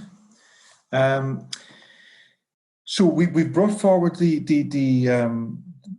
plenary discussions, I think, and I think looking at my screen here online, I think we've exhausted questions and answers. So I think we're coming towards the end of today's showcase. Julianne, I just wondered, do you have any final comments? I was just wondering if that last question had been answered that's in the Q&A. No, could you, yeah, the one about the, let me just see, the political... Yeah, Peter Jones had asked whether or not, let me see what it says. I wonder if, as the main types of well-being, I'm trying to paraphrase and failing here. Okay. In healthcare, there's frequently reference to using a biopsychosocial model of digital well-being. And he's wondering whether or not there's a need to explicitly refer to political well-being and extend that model to biopsychosocial political. And he gives that example because, of course, Facebook at the moment is being boycotted because of political reasons by many companies, and may also be boycotted by some of the students who may not want to engage with Facebook because of its policies and practices. I think this is one of the areas that is, for me, is something that should be included in that thoughtful use of technology that is an evolving process, an ever-changing, landscape, because of issues like this. If there is goings-on that are not being agreed with by the population and the students don't want to engage with that technology, then that is a problem for you as an educator. So we do have to think about the technologies we're using and keep an eye on what they're doing in the world, how they're being perceived by our students, and whether or not they want to continue engaging with activities that might be on platforms like Facebook. Okay. So yeah, I think maybe the model should be extended to include political reasons, because we shouldn't be asking our students to use technology where they don't agree with the technology itself. I know some people just boycott Facebook anyway, even before this political issue came up. Well, in that case, look, we're well past 1:30, so I think we've really captured everything we wanted to do today. There is an extended video by Canis on the app, so I think we're going to put that up on chat so people can look at that maybe over lunch or at their leisure, if that's okay. So all that really remains for me then is to thank the speakers today for excellent presentations: Julianne, Nigel, Owen, Lawrence, Chrissa, Laura, and Candice, and Anya Hamilton. A big thank you to all who participated in around the world today, and all your comments, etc. And we encourage you to use the materials and resources. And the question keeps coming up: are these available? Yes, they're all available online, open source, and freely available. And if you can't access them, please come back to us.